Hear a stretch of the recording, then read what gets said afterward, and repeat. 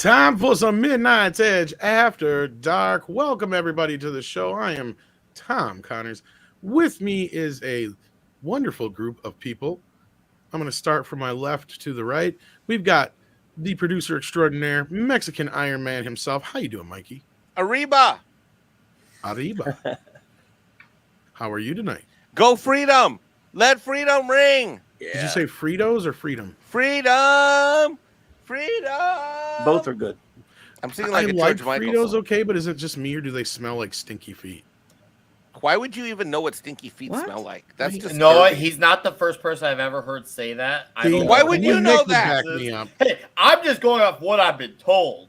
I'm just the messenger. They smell like dog feet. That's How do you know that? See, she smelled dog I've feet. had dogs. I don't have any right now, but I've had dogs. That, of course, is the lovely Six. How are you tonight? Pringles! Woo! Pringles are barely chipped. Well, but they come in that nice can, so they don't get squashed. But they're like horrible for you, from what I've heard. Oh, well. All chips are kind of bad for you. Well, yeah, but like Pringles are like on the lower end of the spectrum because they're literally like potato shavings smushed into a shape. Somebody's on a health kick. Hey, I have to watch shit. Good. Have a carrot. No. Oh, carrots are great. That, of course, and the only person who would know that would be a doctor. He may not be a doctor. He plays one on YouTube. That is right, kids. We have with us Script Doctor PhD. How are you doing? I'm doing well. It was the first time in a long time I've seen the sun out in Canada, so I had to enjoy that. That was wonderful. That happens, what, once a year? Yeah, well, at least once a quarter at the most. Better get out here and enjoy the sunlight while it lasts, kid. Oh, never mind. You missed it. Yeah. You didn't get your shoes on in time. And also joining us tonight, a very toxic individual. Look at that. He's showing off the manly hair already. Look at this. Look at this. Mm-hmm. Just manly hair already. That's right. Mr. Nick Weiser himself. How you doing? All 32 flavors of you.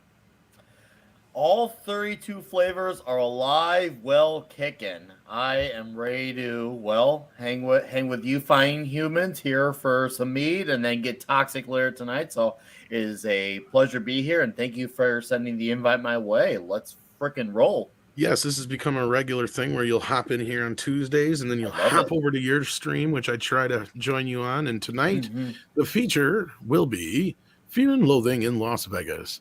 Very proper film considering what's going on in our sphere right now with a certain duo. You can't stop here. This is backcountry. Oh, dude.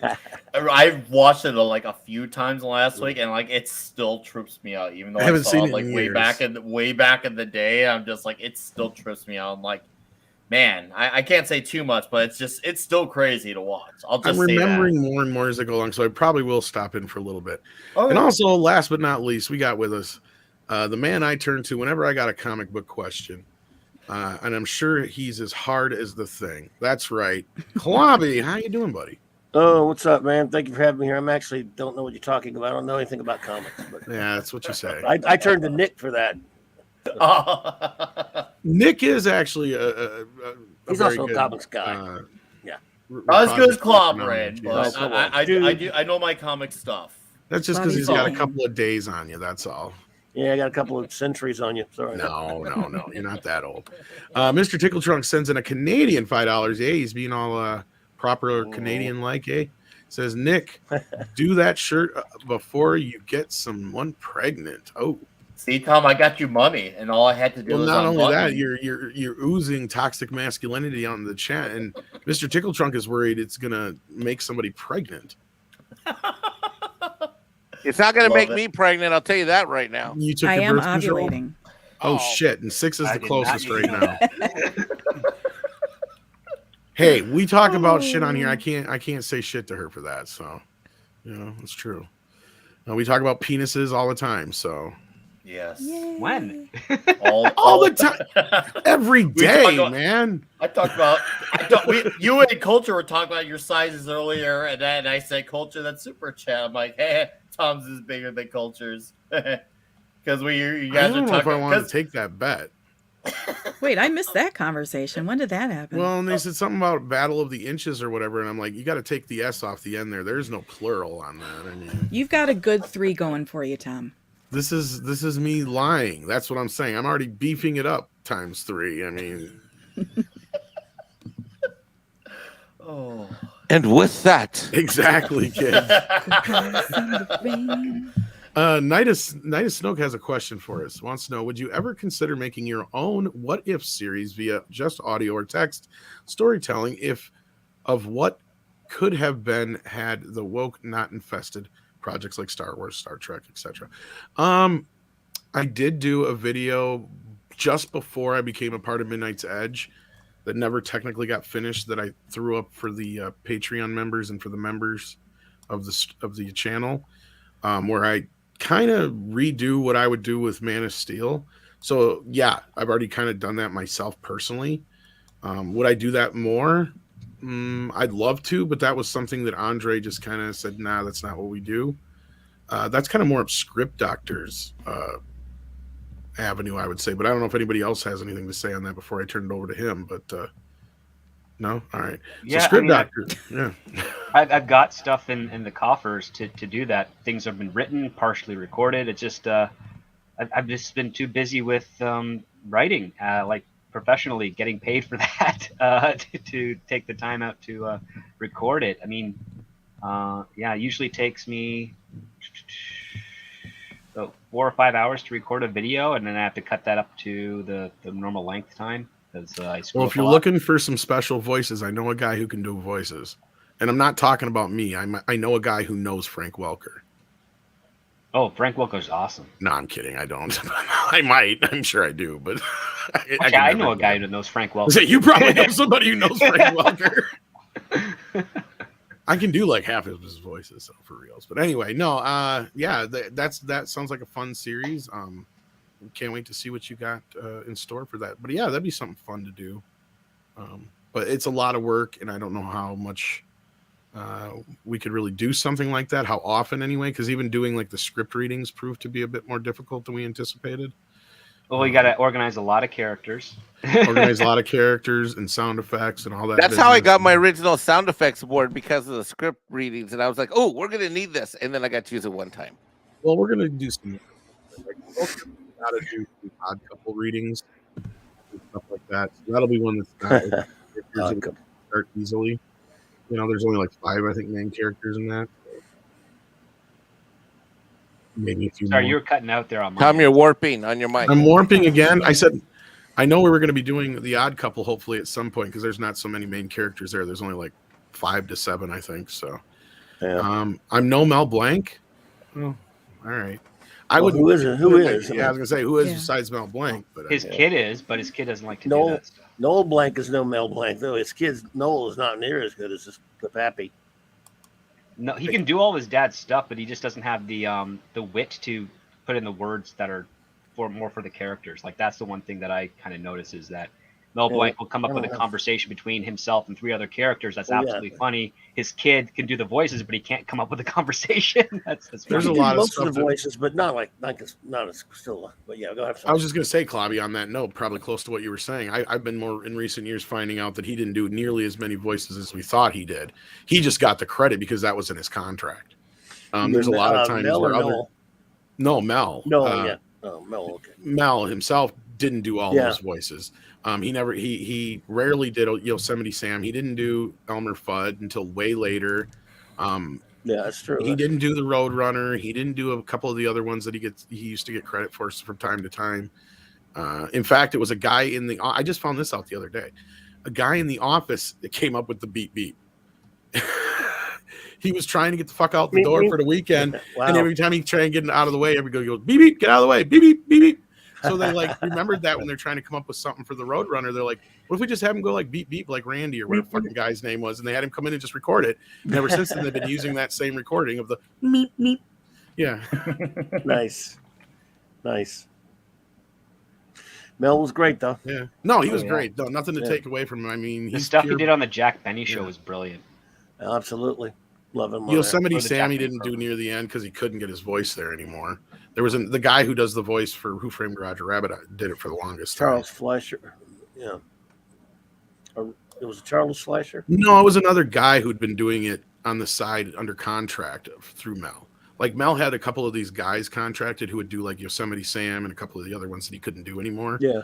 Because to do Yosemite Sam, he had to get down in, and he just couldn't do that. No, I meant the guy who did Roger Rabbit's voice was Fleischer. That was Charles Fleischer, yes. Yeah, but in the movie, the guy who did, I think that's the first time he ever got credited for doing Yosemite Sam's voice. Oh, okay. Wow. Yeah. Love that movie. Yeah. But anyhow, he'd been doing the voice already at that point for like 20 years, was my point. Yeah. Indeed. Yeah, and then the Walt Man says, recently celebrities have lost 5K followers on Twitter, and some of the permabanned accounts are slowly returning. Yes. Yep. Actually, this is probably a good place to start talking about this part of the news. If you haven't noticed, there's been a bit of a change on Twitter, and I have noticed it big time. I'm seeing people's tweets that I don't normally see. I've gotten a shit ton more followers.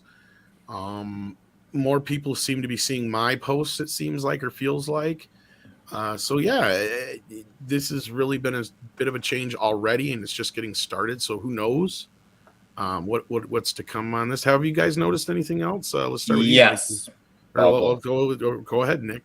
Go on. Just I guess we'll go. Yeah. Let's see. I've noticed that a lot of celebrities.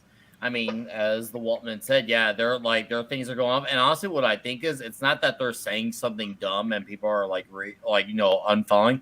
I just think it's like bots. I think it's bots, inactive accounts or inactive. Sorry, that's what's happened there. And then there's people like, I guess we'll say the Tim Pools and the Courtings of the world, where their posts are being more noticed, and they're like the type of accounts that were super shadow banned. I mean, regardless of how you felt about Parler.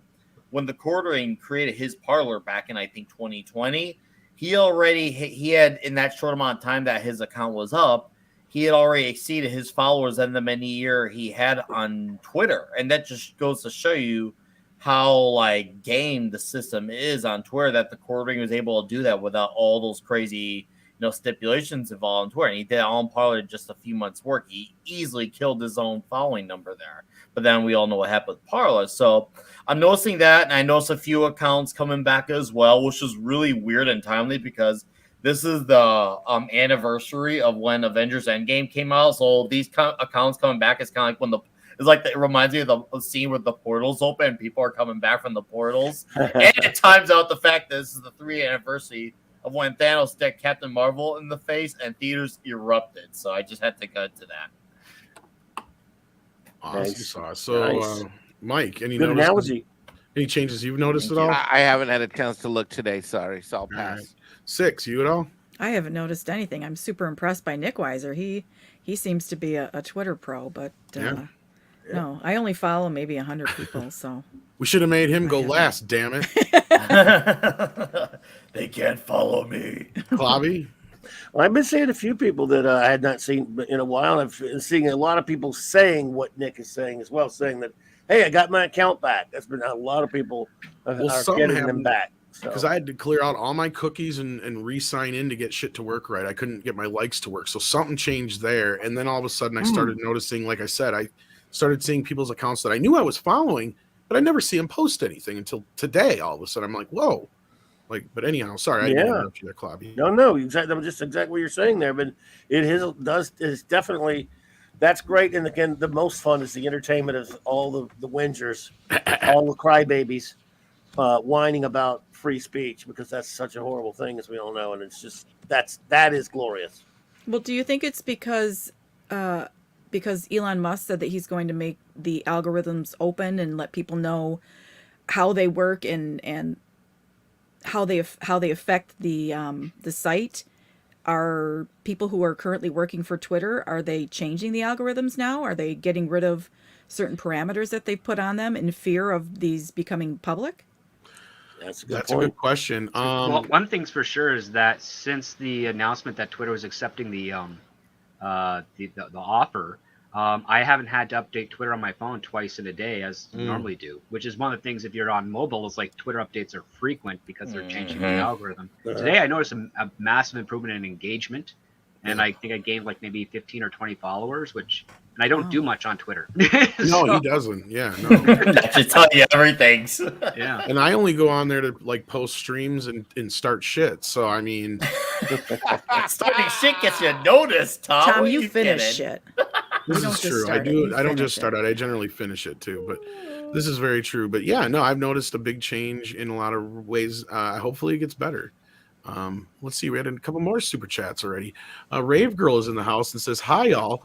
I think this is part of Elon's deal. Twitter has to clean out bots and restore accounts. Their reign of terror is over, and they know it." Yes, I think you're correct here. I've seen a lot of people reapply for their accounts today. I've seen some people in the chat already say they're reapplying. I would love to see it if Cameron could reapply and get on there again. There's a lot of Nice. communists that are going to be out of a job because there can't be bots anymore.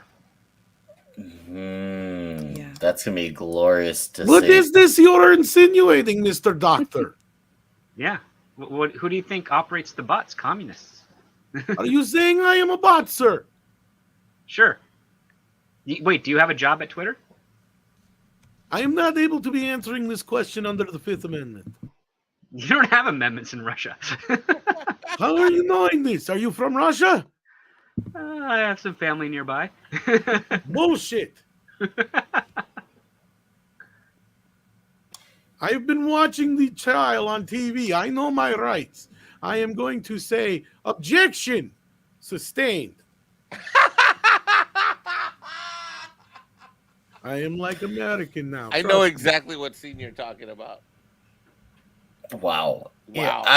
Here's the thing why I didn't expect. I didn't expect the deal to happen. Like, I was like actually surprised that happened. I mean, I guess that was as surprising as that one thing that happened in 2016. You're like, okay, that happened, and I didn't think it would. And then I'm like, okay, well, it happened, but nothing's gonna probably happen about it. And then, then I'm seeing all this stuff. I'm like, oh, well, I guess I stand corrected. Which obviously that's the greatest thing to be corrected about. So it's just we're so used to hearing about things being different and changing, and it's all blowing smoke up our asses and theater, and then it's just like, holy crap, one day and there's all these weird things going on. Cool, it's about bloody time. I will say one thing I did notice during my perusal this morning is that a lot of posts with regards to, say, Zack Snyder and his universe don't get as much traction or likes or retweets as they did last week. I don't even think I saw many that broke the double digits. Like, literally, it was quite fascinating. I mean, it kind of, we're going to kind of get into this. This is kind of not bearing the lead, but kind of getting into something we're going to get into already. Well, we already know that really if you're looking at the numbers here, the Justice League, as we tried pointing out before, it did okay, but it didn't do nearly as well as people were trying to say it did, right? Like, it did okay, but the Snyderverse has the ceiling on it that nobody's ever going to be able to break again. And the Snyder Cut didn't do it. I mean, even the Batman played better on HBO Max than the Snyder Cut did. With a more delayed pickup for watch time comparison, because Yes, Snyder Cut started off as a peak and then dropped, and the Batman started off as at the low end and then peaked. So very interesting. Yeah, but as far as this goes, Rave Girl, yeah, I think we're seeing a lot of changes on Twitter, and hopefully we'll see a lot more in the few days to come.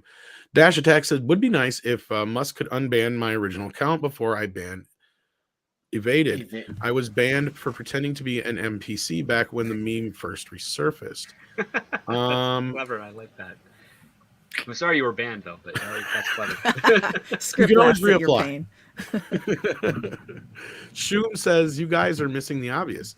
Tron defeated the MCP. I think The it's Master the Control MCP. Program. Yeah, it is the MCP. I was thinking MPC, but yeah, you're right. It's MCP, and the system is coming back online. Yeah. No, don't do that. No. Yeah, it's Tron. We just got to thank Tron now. That's awesome. I can Bruce dig it. Boxlighter, I salute you. Oh, you got your. I missed out on that. Damn it! The Critical Drinker plushie. Dude, awesome, it's dude. glorious. I was just like, holy crap, it's so cool. Bottle of whiskey and the big glasses, the big Bart Simpson hair. Oh, I'm like, yeah. bro, I love it. So yeah, it came in today, and I'm all in. I love it. I just Nine needs to make a talking one. between that, my Thor drawing from Machini, like I got nice. now figure out where to put these Nice. things. So Yeah, it's a good time to be the Nick Weiser, getting all these cool, He fancy needs to things make from one that says like, YouTubers. "Go away now," and Oh, I it'll be all know. right.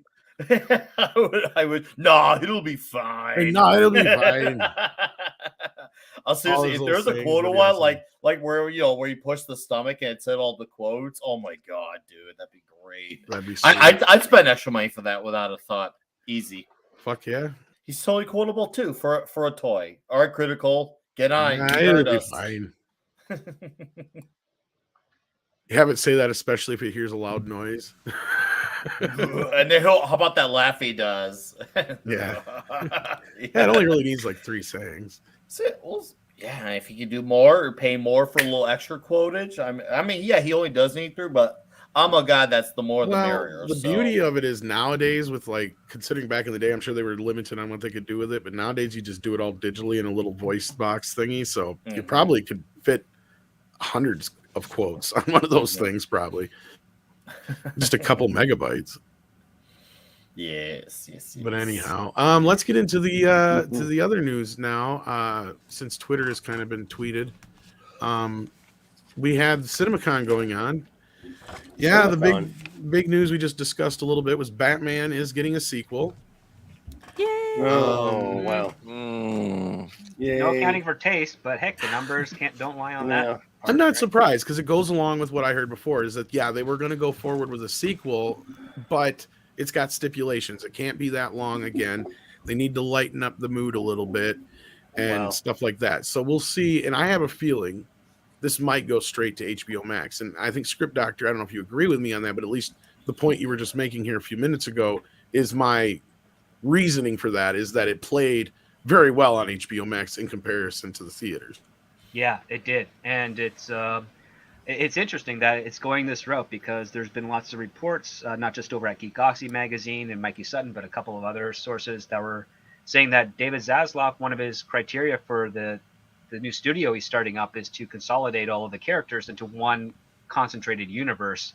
But with something like the Batman and the fact that his people are talking with Zack Snyder's people, that would sort of, and also you have the existence of Aquaman, Wonder Woman, and whatnot, that would sort of presuppose that it looks like we're going to have some pocket universes for a while before we end up maybe getting down the road to that possible consolidation. Well, we knew for sure. To commit to that, yeah. Well, we knew for sure at least the Joker, because that was one we had been hearing about already prior to, and that was one I personally heard flat out, and then we had that report that there had been some movement on Joker 2.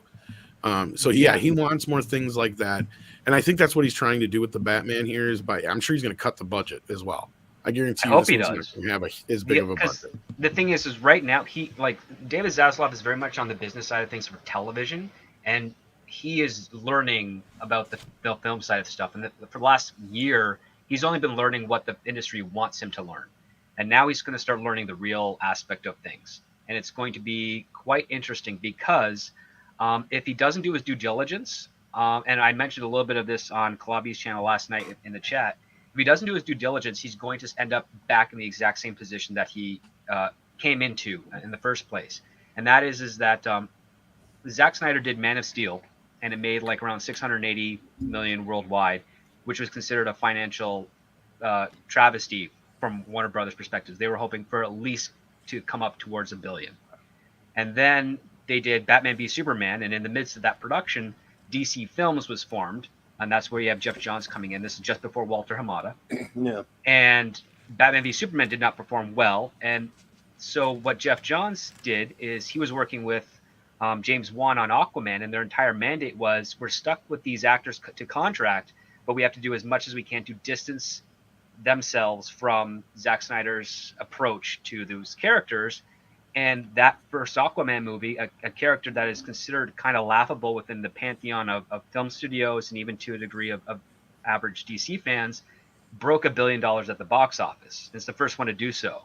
And then the next one to do that would be Joker. So those are two films under the DC Films moniker, the rebranding of that sub-studio that wasn't really a studio, that broke $1 billion, and both of them have the one common trait of distancing themselves from Zack Snyder's take. Yeah. And that's something you have to consider. And if Zaslav doesn't pay attention to that, and he brings in Zack Snyder, as the rumor suggests, he is going to end up in the exact same position Warner Brothers was in 2013. Like, how do we get ourselves out of this hole? And that's where what I've been hearing differs from what Mikey's been hearing. I've not heard anything about this going back to the Snyderverse thing.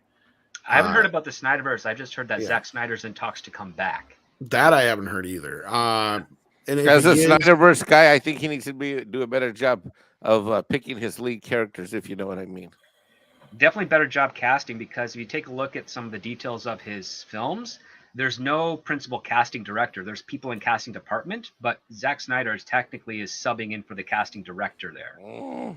And that's also a bad idea as well, because you can see there's definitely two actors that are not really good, doing good reputations for the franchises, that is now causing a lot of havoc with Warner Brothers. And the person who's responsible for that is, of course, Zack Snyder.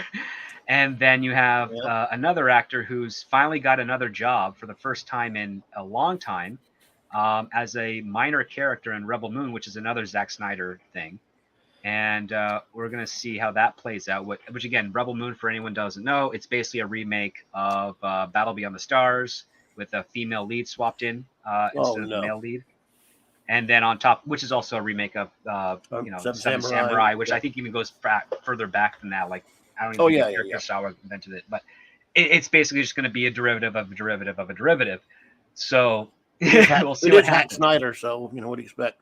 Yeah, I mean, it's probably going to have some great visuals and stunning effects, but it's probably not going to have the heart that's required in order to retain the audience. And that's why I have this theory, which is that if they do bring him back, which is I suspect is likely, but I'm crossing my fingers it won't be, his first film is going to go out, and I don't think it's going to break $1 billion. And there's definitely probably going to be a nice campaign to support Zack Snyder, which is perfectly fine from those fans. But if Zaslav goes to approaches that campaign and says, well, where the heck were you in the theaters?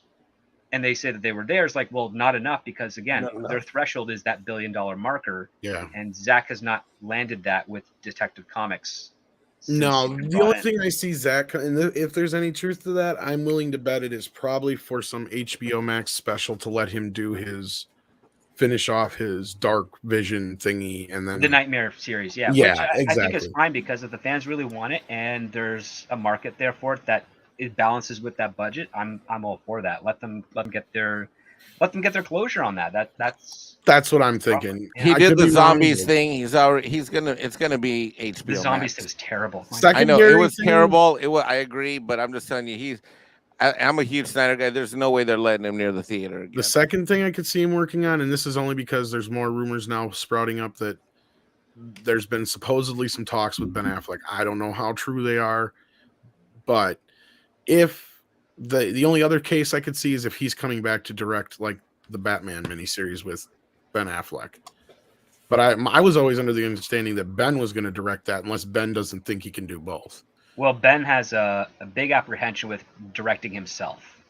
He usually likes to get someone else to do that for him. So I wouldn't be surprised if that also could be possibly what he could be being brought back for too. Yeah, and well, since you got Yellow Flash's super chat up, I think he's absolutely right.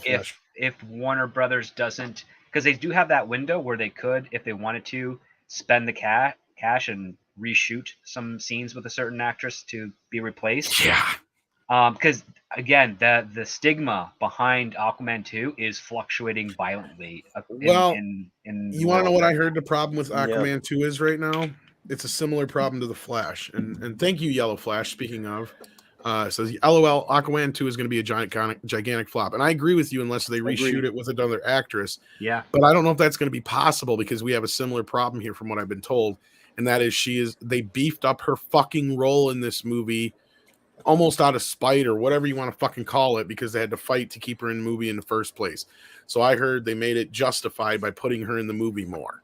Well, I heard that was more of a buddy cop. They're not going to reshoot anything. They're not going to be redoing anything. Exactly. So from what I've heard now is, they're too far down that road to reshoot shit. Yeah.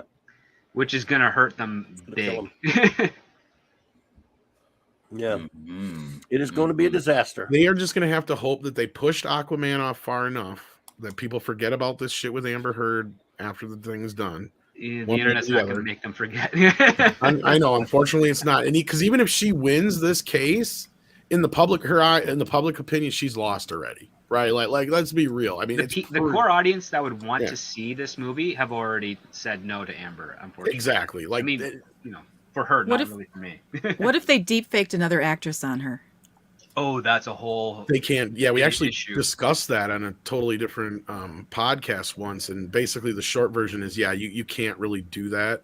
Yeah. There's actually like not guild, but Well, there's is licensing it guild laws? issues, And what am I and thinking on of? top of that, there's also the SAG issues. SAG-AFTRA Yes, has yes, that's what I'm issues with thinking of. regards to that. So unless they're basically doing what Damon Wayans did for Little Man, where the actor's face was replaced with his, but he did the performance, you can't do the deep fake That's part. a contractual thing, though, that was done from the start, though. This is Exactly, totally yeah. different. Yeah, and your odds of getting that actress to sign off on that are slim to none. Unless that's they the give only her a problem. payout saying, like, we know that your presence in this movie is going to cripple us, so we're going to give you this bonus payout plus these, I would say, points on the back end, and we're Just going sign to this, invest yeah. in someone else to basically, we're just going to digitally replace your face with her face and her performance on a blue screen or something like that. But they would never do that. It's just too much money, too much time, Yeah, too and the many actor would variables cut, that's going to yeah. screw up with it. They're not going to do that. Am I sounding fuzzy or anything, guys?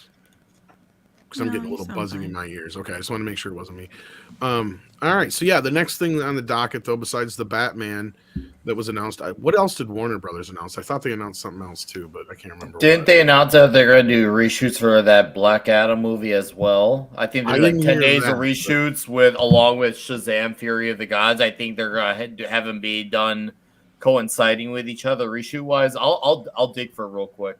Oh, I do remember one other thing that came out that was, I don't know if it was CinemaCon related necessarily, but it came out yesterday. And as I predicted, Batgirl is going to theaters. I said, there's no way they're not. I guarantee you that was going to go to theaters. I said that. I think everybody else on the Well, panel. once you got Michael Keaton involved, I think Exactly. that you were right. Yeah, that was going to happen. There's no way. Why would you put that on HBO Max? That's stupid. And the moment that Blue Beetle got announced as going to theaters, I said, you watch, Batgirl's next. There's no way they're not going to throw that out in theaters because they can't afford not to as well. Yeah, and then the other part too is that again they're crossing their fingers that by the time that hits the theaters, basically there's not going to be any of that negative traction with regards to patronage from the pandemic and whatnot. Yeah. They basically want to say, we want to solidify that this situation is over. Please come to the theaters, come see this great movie. And again, they have to do the smart thing that you mentioned, Tom, which is don't reveal the day that it's going to hit HBO Max. Exactly. Keep that under the belt so that people will actually have more incentive to go see it. Kind of like back in the day where you wouldn't announce the DVD or VHS release of the film while it was still playing in theaters because people were like, well, I can just go spend the $20 on. And now they're doing VHS that shit before the movie even comes out. They'll have the pre-order up. Well, they've been doing that since. Yeah, but I mean, we've actually been getting dates with them now. Like then it used to just be like kind of a placeholder. Now a lot of times we're getting dates with them right away. It's crazy. Well, the dates have always been in part of the actual production line because for the very short time that I worked at Blockbuster in high school, you could punch in a movie that was in theaters and they would show you the release date for it on DVD or VHS at that point because they did both, and that date would always be 100% accurate. So like the schedule is already there. The fact of the matter is that they just have to keep that close to the chest so that they don't end up hurting their bottom line with their theatrical run. Cool. Right. And then Darius Munchausen sends us in some popcorn. Thank you for that. And he also sent us his member milestone. He's been a member for, let's see here, 13 months. Thank you so much. Excellent. And Darius. speaking of members, didn't we have another member, 2-6? I think it was Mr. Tickle Trunk, right? It's in your DMs. It Hey, is. Darius. Let's see here. I think I got it. Mr. Tickle Trunk, who's been a member for 11 months. 1 month more and he'll be a year old. Awesome sauce. Thank you, Mr. Tickle Trunk. Woo! Appreciate that. And then we had, I think we're caught up on the super chats and all that business. And then you had sent me something else here about the Flash 6. Yeah, a brief teaser that they showed at CinemaCon. Sounds almost like the same one they showed earlier at the DC thing, but if you want to read it, go ahead. It says Wild Crashes, a bending universe, young Superman, and a throwback Batman Michael Keaton drew cheers as a brief trailer for The Flash was shown at the Warner Brothers showcase at CinemaCon on Tuesday. The biggest reaction came towards the end of the clip when Ezra Miller's Flash asked the question, "Are you in?" Then we see Keaton, sans mask, with grayish hair, who retorts in his deadpan style, "You want to get nuts? Let's get nuts." Oh, wow. You gotta be kidding me. Sorry, I'm that's going on that line. We had some line from the old movie. That's bad. Oh no, See, that's not something you put in the trailer. they didn't. That's a Oh, groaner I because believe it. That's a doesn't thing. work I in other believe it. contexts. Oh my goodness! Wow, Nick, are you okay? It's so, Wow, it's Nick. so I think Nick's cringe. broke. I believe it. Jesus. Oh, Commandant, really? We Commandant VHS sent us some popcorn too. I guess it's a popcorn Hey, kind of popcorn night. night. Thank you so much. And then we got some peanuts from Sander here. Nuts. Wow. Go deep nuts. Oh, and we even got a groan. Groan. That is, I mean, in that a groaner. context, that is a very groaner line. That's grown stuff right there. It's from a Hollywood Reporter, so they're not I a can believe parody it. site, but it reads like it's a parody site. These Ain't days, that yeah. the truth? I mean, it's all Oh. owned by the one guy. So yeah, so then in the other news we had on the Sony side of things, Venom 3, no surprise. Mhm. But one thing that wasn't not really a surprise, but is a pleasant bit of news just to hear somebody announce it again and make it more solid. We are getting more Ghostbusters films, so yay! Yeah, we're That's getting a awesome. sequel to Afterlife with rumored to have more of the original cast in it. Rick Nice. Moranis. That's all that's left, really. I mean, outside of maybe Walter Peck. Yeah, That's all I'm one. Like, seriously, like, I just, you would think they could have just The gotten mayor, in who for should be dead one by now. cameo. Like, they got Sigourney Weaver. They got Annie Potts. I They got- wrote the perfect cameo for him, Nick. I don't know if you heard this or not. No, please tell me. Perfect cameo would have been him knocking on the door in the beginning scene of that movie when Mhm. she's like right around the same time as she gets foreclosed on by her evicted by her landlord. Mhm. You have Rick Moranis show up and he goes, "Hi, I'm really sorry. I was supposed to be here months ago when your father passed away, but I accidentally lost the deed to his farm in between the car seat of my car, and I couldn't get to it, and I accidentally got my hand stuck in there, and they had to get the jaws of life to get me out. But I finally got out, and now that I got out, here's the deed. Sorry to hear about your father." Oh my, Tom, I he can't. experimented on my It just brain a lot. needed to happen. And I love your father because I turned into a dog and he helped me. That sounds like all stuff you would say. Tom, that's seriously amazing. That's all we needed. That's it all we really needed. is. It is. It's like, I'm not saying just because obviously we know each other, but I'm serious. If I didn't know you and I heard that was something that he Then said, she'd have been like, I'm "Is like, there any that's why I money?" He'd didn't be love like, his character. "Money? No. There's a farm." Man, they should be listening. They better be listening to you, Tom. Do you hear us, Sony? Too Well, I late mean, the now. other option being is that Louis Tully's in the background of Winston Zedmore's accounting firm. Yeah, that's the other good one you can have. Is him be the head accountant at the firm there. Yeah. I don't know. Tom may have hit the A+ scene with that. I don't think anyone's gonna top his. Seriously, that was Richard's right. Bravo, for real. Who does your taxes? You guys are great. I don't see Bill Murray coming back. He might. He might, because he had I think I heard the best scene he had most fun doing was the one with him and Sigourney Weaver. Yeah, especially after getting canceled now. This is some bullshit, but we'll get into that another time. Well, We've there's talked not about even that any already. details on that, really. No, and we tried finding why he's being the one singled out. There's nothing that's accusing him of being the reason of this, except for just speculation. So keep that in mind, kids. We have not found anywhere where it flat out says that Bill Murray is the reason for this happening. So, but the other news then was brought up Venom and we brought up Ghostbusters. What else was there, guys? Is that it? Enter the Spider-Verse has like 240 cameos. Oh, there was that other Spider-Man thing. What was it called? El Fuego, something or other? I don't fucking El know. Murto. Almerto. That Sony movie of some character who had like 2 appearances, some crap like that. Oh, Help the us out here, bunny guys. guy, right? Yeah. I don't even remember that character. Yeah, I have a coworker who loves Spider-Man the same way I love Star Wars, and I worked with him last night, and he walked up to me and he said, "Bad Bunny is playing Almerto." And I looked at him and I said, "Are you having a stroke? You're just stringing random words together. I have no idea. Are you okay?" I'd never heard of Almerto. Yeah, I had you no told me idea you who said Bad that, Bunny I'd be like, was. What the fuck is that? I said, "You're gonna have to dumb this down for me." He's like 25, and I said, "Remember, I'm old. So what are you saying What are you saying to me right now?" And then he explained it, and I said, "Oh, I don't care." What the hell did I call him earlier? El Fueto? What the hell does that even mean? I don't even know what I said. You know, it's sad, Six, about all that. These things are all happening because the Venom movies did good. That's true. Those Venom movies did great, and that's like those movies did well. Normies ate them up, and now we're getting that. We're getting this Craven movie. We had Morbius, of course. We're getting Madam Web that nobody asked for. Like no one, and then on top of that, absolutely no one asked for Madam Web. Oh, No. Yeah, and on top of that, the two No one. talented actors that they got for that movie are being wasted on these characters when there's a plethora of other characters they'd be better suited for. oh yeah, no, absolutely. Of course. Everything Sydney about Sweeney this would be an awesome Black Canary. Ooh, Who? see, you got my attention now. Go on to She's Black an Canary. up-and-coming actress. She's a Uh-huh. health and fitness nut, and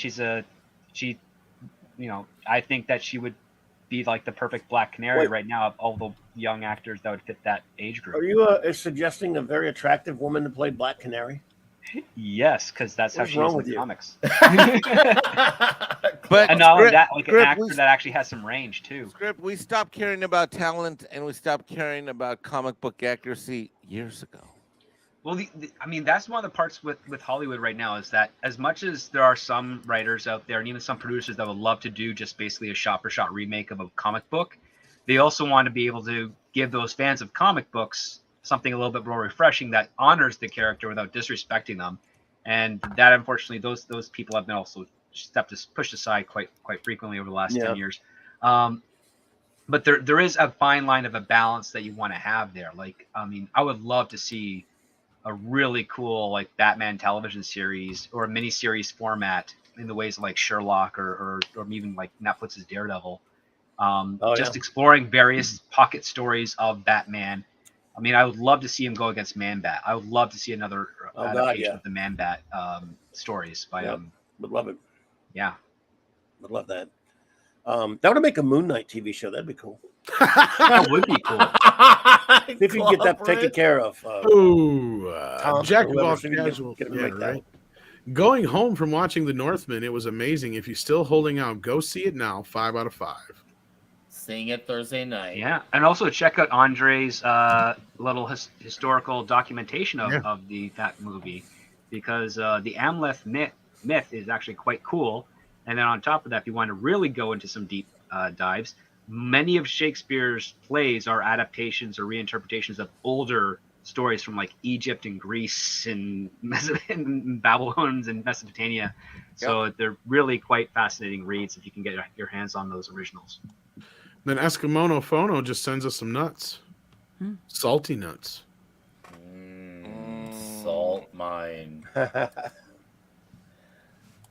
The next movie on the docket for me is the Nick Cage movie. I'm trying to see it before the Thursday show, but I don't know if I'm gonna make it. I've been wanting to see that. Yeah, Too. I heard that's good. I heard it's really good. I read the script; it was funny. So I'm really can't wait to see how they do the performances. Who plays Nicolas Cage in that? I heard it was DB Sweeney. Oh, great. I just like that Nick Cage recognizes his own meme and now he's just freaking embracing it and said, you know what, I'm just gonna go all the way with it. I see what they're saying out there and I agree with them. So let's commit. So I'm excited. All right, so you're gonna see it this Thursday, right, Nick? I'm seeing Northman, bro. Oh, and that, okay. yeah. And then the More of week a after, performance I'll see the protector. Nick Cage flick because I can't because next week I Week got to after you're going to be seeing Doctor Strange. Yes, Doctor Strange. Doctor So I'll find a way to plug in the Nick Cage flick somewhere in the between. I promise. It'll be great. It'll be huge. Huge. Gonna be huge. Nikki D says, "Hail Midnight's Edge After Dark. Recovering from surgery yesterday to remove a herniated disc from my neck. Holy crap! Whoa, they took a Ouch. bone out of you? Hope you're okay." Oh my. Yeah, me too. Jesus. Jeez. Wow. Listening to you fine folks make the time pass by quicker. Think Gunn will be DC's version of Kevin Feige? That's a good question. And holy crap, Nikki D, I hope you're okay. I hope Yeah. you're recovering quickly. Herniated disc is no laughing matter, Wow. so I'm glad that it's a successful surgery and you're in recovery, because that's painful. Mhm. Ouch. Well, I did hear that they would like somebody like Gunn to come in and creatively oversee DC, but not.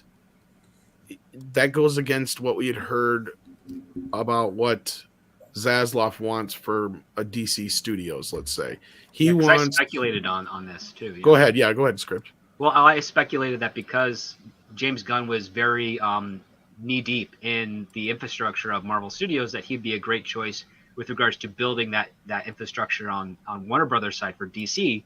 But he wouldn't be the leading manager of that in the same position that Feige would be. He would probably just build it in the same manner that Favreau helped construct the Marvel structure, and then just go back into the more talented creative side of things of writing and directing, and finding that one producer that is business minded and also able to understand the content that they have all this access to, and being better to figure out a plan to strategize for that, because that seems to be working. But again, and this is something a lot of people listening either live now or on a replay should understand, is that creative people like to distance themselves from the business side of things a lot.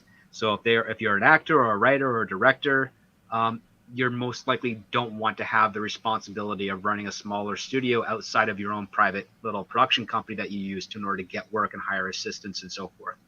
It's just too much responsibility to bear, and it's a lot harder to negotiate future jobs if you're in that position, because you then have to hire people and fire people, and anyone you fire might end up becoming your boss in the future. So it's not an ideal position for a creative.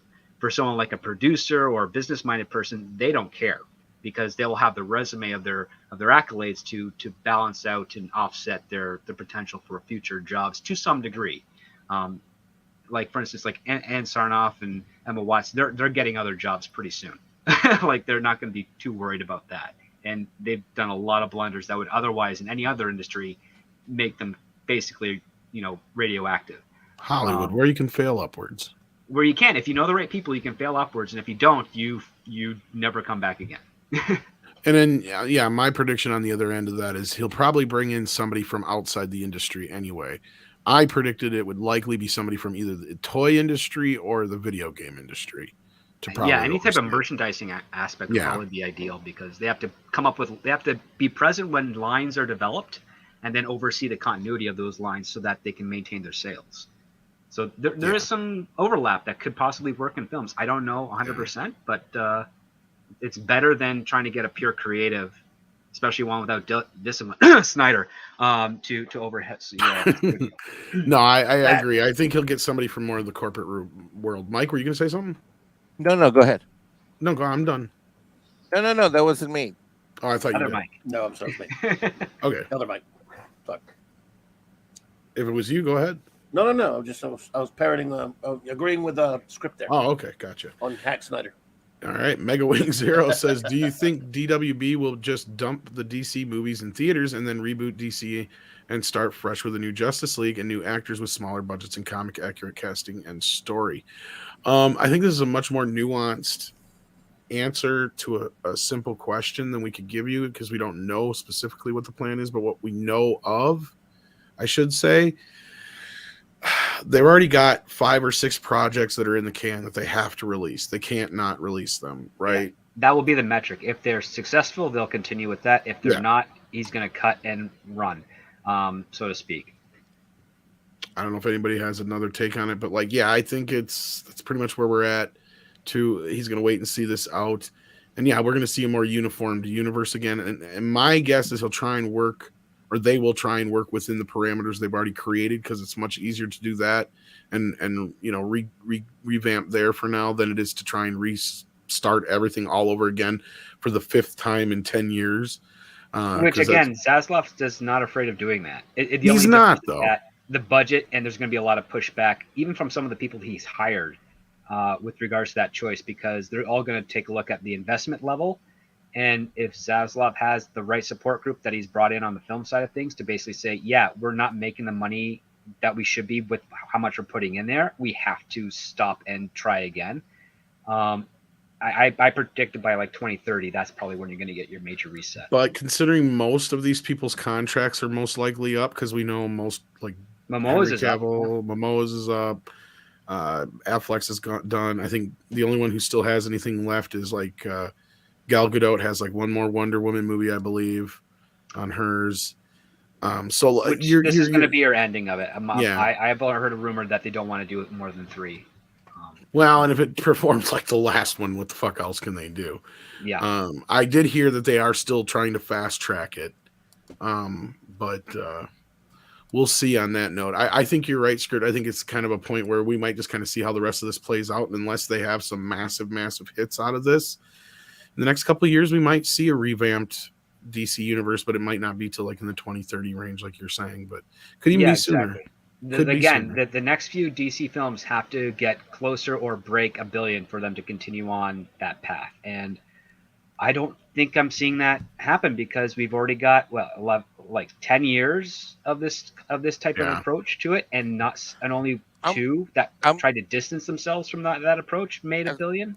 I was primarily a DC Comics guy, and I've been primarily interested in DC films, and I am fatigued out. I'm fatigued out on 2 levels. I am literally, having brought into the Marvel Universe and been disappointed by where that thing has gone.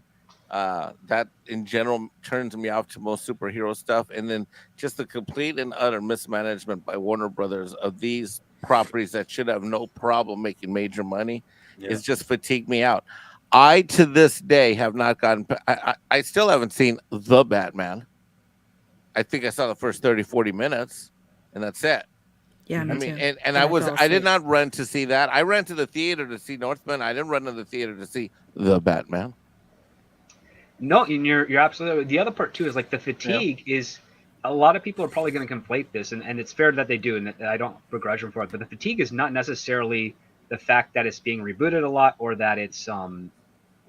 like the frequency, it's the fact that it's not as satisfying of a film as it should be. That's the other part too. You can always break a fatigue by having a fantastically successful and entertaining film. The honeymoon phase is over. The honeymoon phase is over. Now we are getting a little bit of a resurgence of westerns, but I don't think they're going to catch on to the same level that some of these people investing them are in. And I also have the same reservations with regards to like some of the new science fiction stuff that might be coming out in the next couple of years. I think there's going to be like a little bump, but it's going to flatten out again. I don't think it's going to be able to take over what's going on with the comic book side of things. But I think the comic book side of things are definitely on the decline, where everything's kind of where all those genres are going to be a lot closer together with regards to popularity, as opposed to the big vast difference of the tentpole films versus your lesser independent films and your artistic films and your dramas and comedies and whatnot. I think those are going to get closer together for a good period before there's another rise of another genre. Script, that's what I don't understand about the Batman. If not making $1 billion is considered a failure, because what did the Batman make? 750 something. Yeah. 750. Which is not a bad number. Right. Which again is not a bad number, but yeah. So why are they bringing back Matt Reeves then? If Matt Reeves did not lead the Batman to making $1 billion, are they blaming it on the runtime, and they're thinking that, well, if we just fix the runtime? Are they looking at the critics and they're saying, well, the critics loved it, so let's bring him back and make another one? That's a good question. That is a very good question. There's a couple of factors in there. The first being is that Matt Reeves has a very tight relationship with JJ, and he still has a contract with Warner Brothers at the moment. So there's that. The other part too is the studio note aspect. In some cases, they're very helpful to creating the best picture you can. In other cases, they're very terrible to creating the best picture you can. Matt Reeves has given a lot of free reign, is my understanding with this. The only type of note he really got was, you cannot give us a 4-hour cut of this film. We needed to be able to play in theaters, and he acquiesced to that, and we got what we got. And then on top of that, they also negotiated with theaters to inflate the ticket price for those showings so they could try and make that $1 billion, and they still fell short. So that's not a great tactic. But again, that's technically from the previous regime, not with Zaslav involved. I think what they're doing right now is they're basically trying to say, well, now that we have this new regime, we have this new mandate and these new notes and these new goals, we think that Matt Reeves, because he is relatively accomplished in Hollywood terms, and I would agree with that, that he could probably deliver something that could really do a lot better now that we've kind of we spent a lot of money on this basic metric to figure out how we can make Batman that billion-dollar franchise that it deserves to be. I see their hopefulness for that.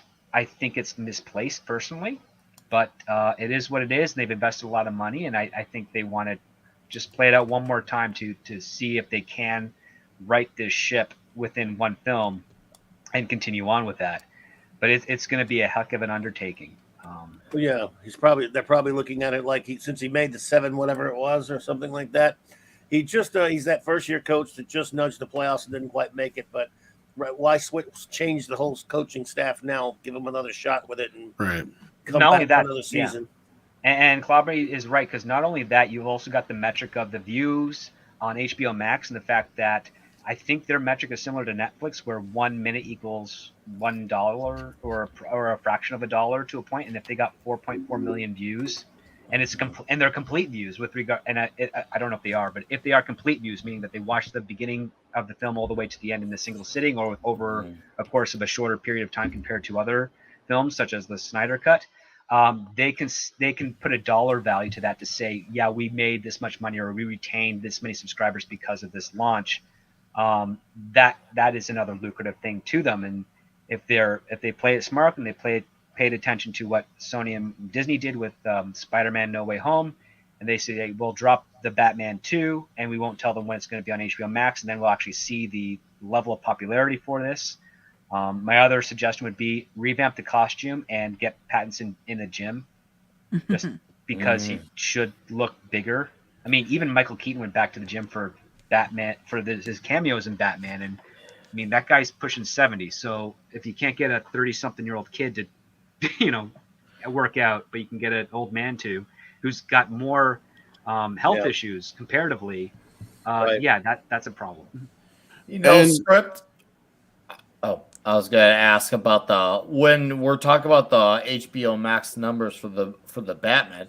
At what point do they determine the rewatchability? Because I think it's one thing when there's a lot of people that are at home and they still want to watch the Batman movie. I think they're gonna, of course, a lot of people are still curious who still, for some reason, they want to go to theater for it.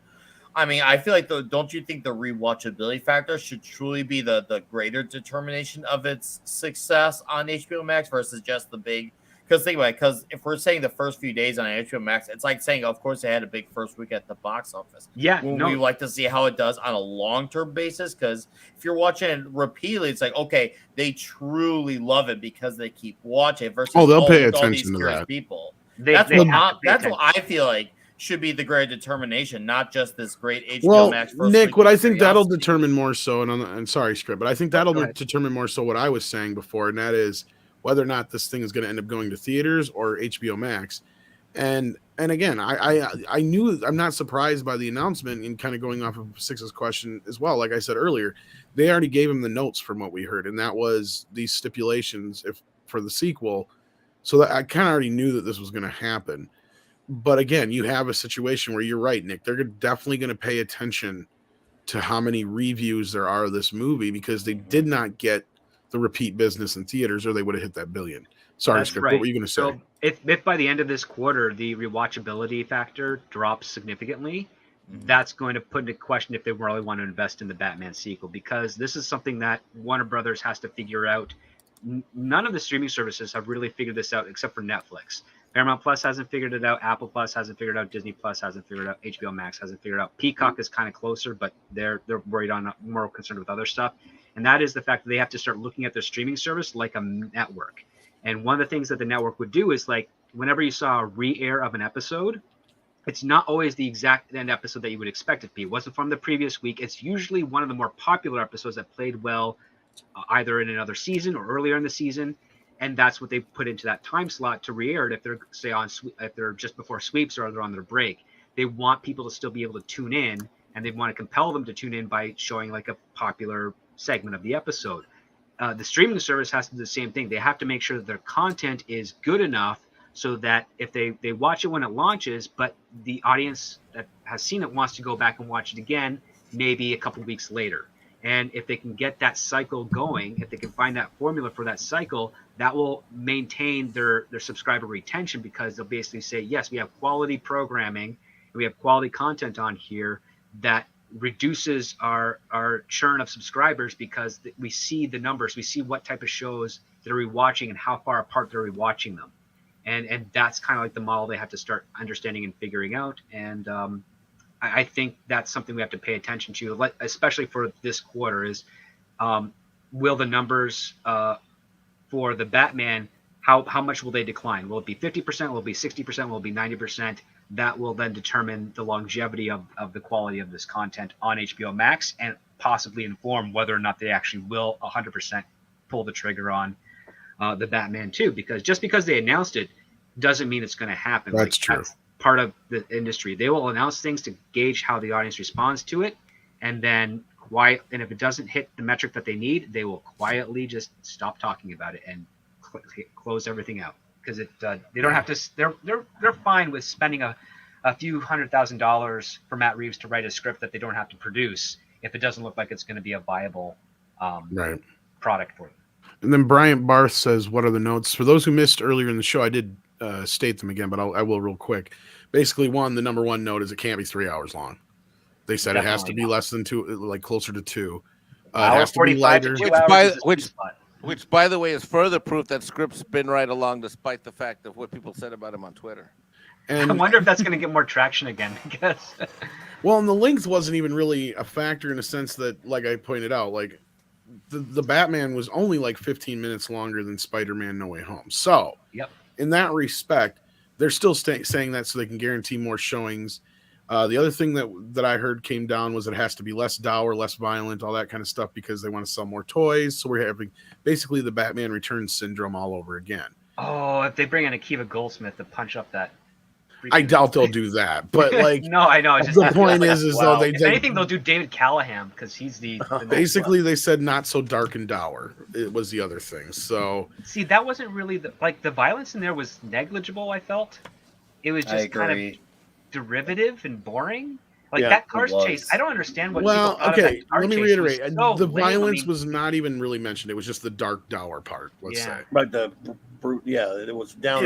It was so dark to a point where like it didn't feel out of place with how down it felt, like a Zack Snyder movie. It's just like, wow, I don't feel good watching it. Like, well, you can watch like a Nolan flick, and regardless of how you feel about the flick, I guess you could say they were dark, but they were like, you just felt like absolute garbage about like your life. They still felt moving, and I guess you could say maybe more action packed. Like you're still like on an adrenaline. This was just so down and just like going on and on. And it's just like you're just like, when will I get to the finish line? At least that's how I felt. Because for me, I mean, I've made it clear how I feel about this movie. I thought this is one of the worst Batman movies ever. So it is, and I mean, I'll just point this one part from the car chase.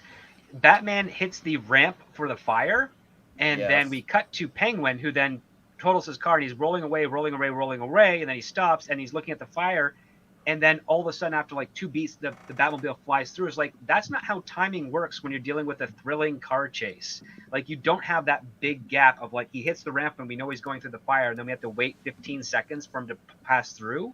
Like, that's not how it works. I mean, I will actually point out to the scene of Val Kilmer running out of the flames from Two-Face in Batman Forever was far more dramatic and intense than that part. And that was done 25 years ago.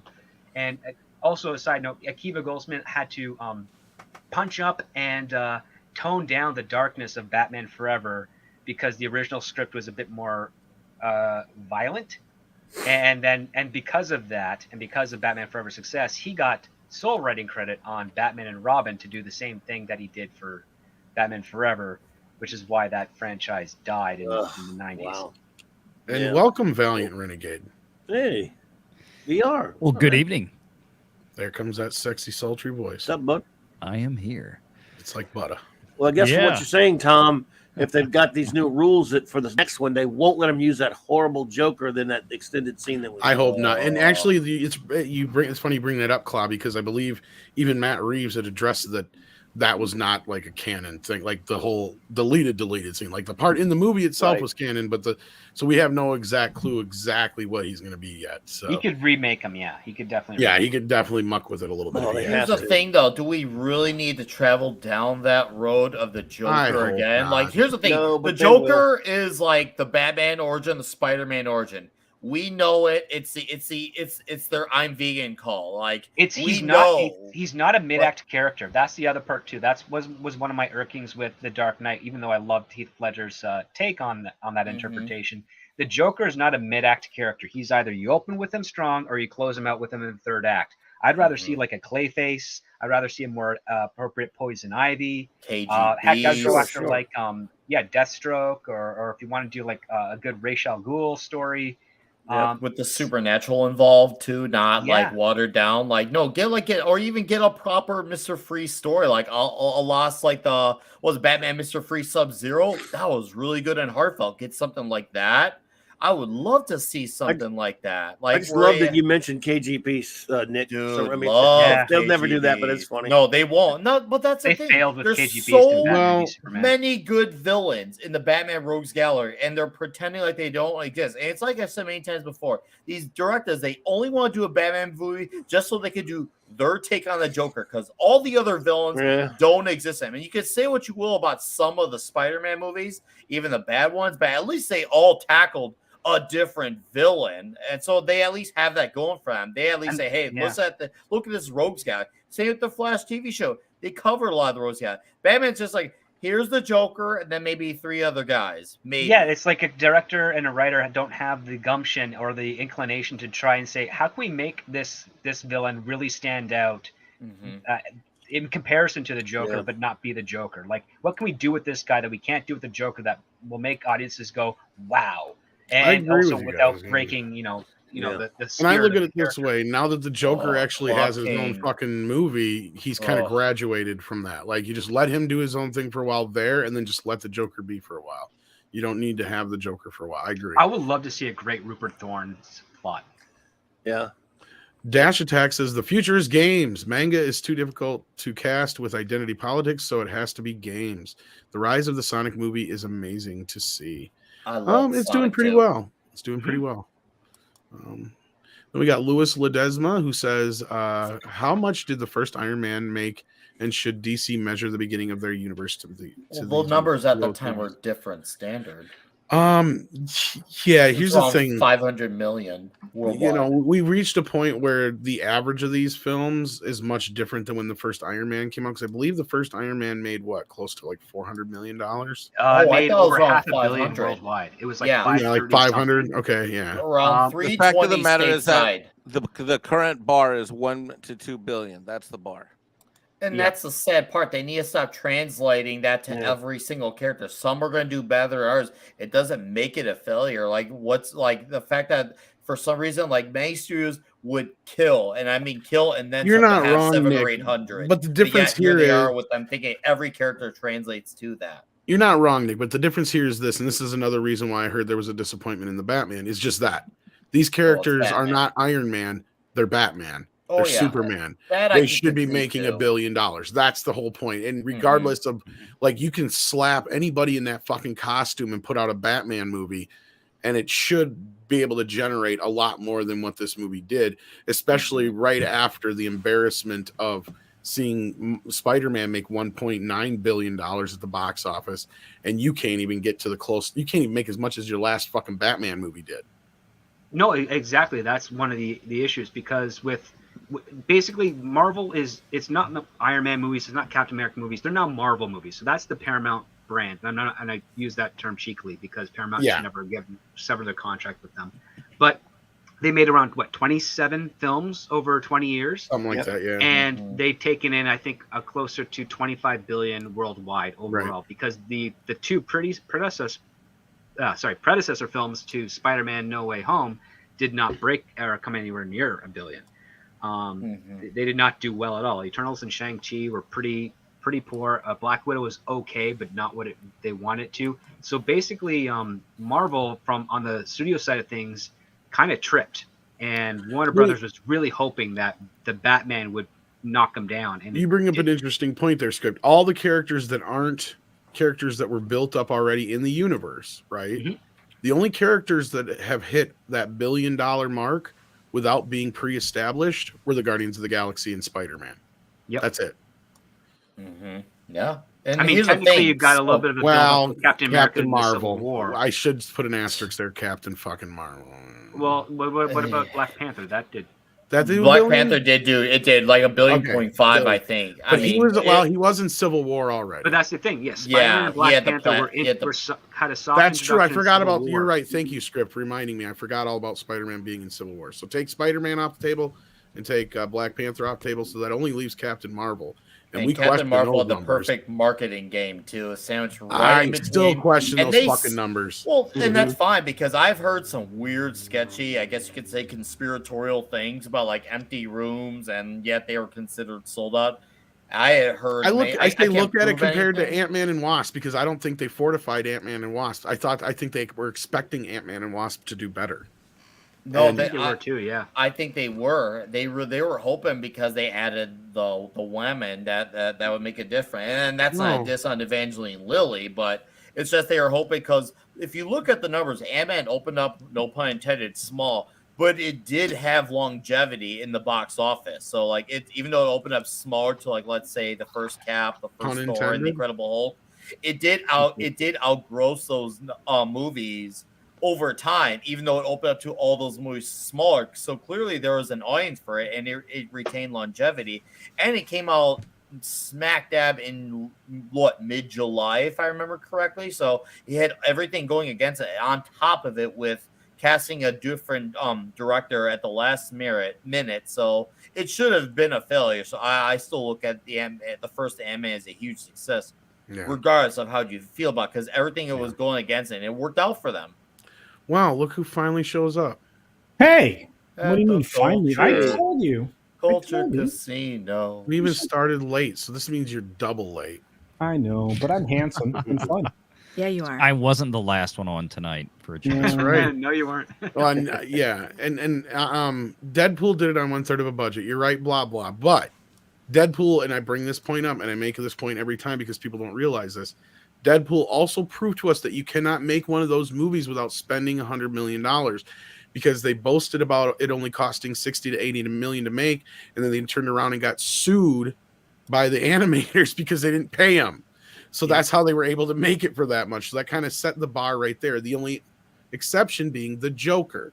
But the Joker is also something that didn't require $50 million worth of CGI.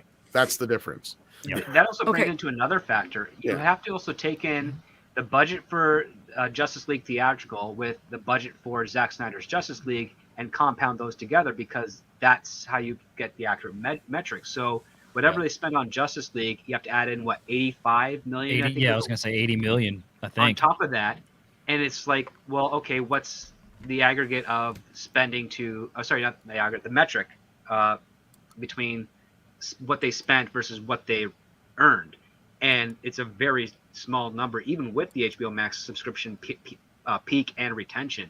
It's not a very interesting investment. And what I'll give props to Zack Snyder on this, because he does definitely know how to entice his fans. When he dropped that photo of some 35 millimeter reels of his Justice League cut for, I guess, a theatrical release, which really threw me off, because my understanding is that IMAX is 70 millimeter, and he claims to have shot this in IMAX, and yet he's got 35 prints, which could be downscaled, which is completely possible. Or it's Super 35 shot on its side.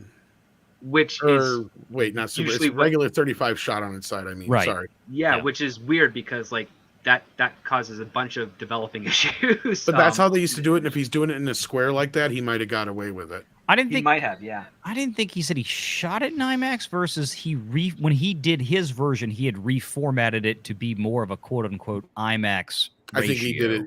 You're right. For a TV release, which is which is dumb. I mean, look, here's the thing with the Justice League from start to finish. When you start with what was released with the Joss Whedon stuff in the theaters, and then you compound that with the redux involving Snyder coming back in with the extra 80 million.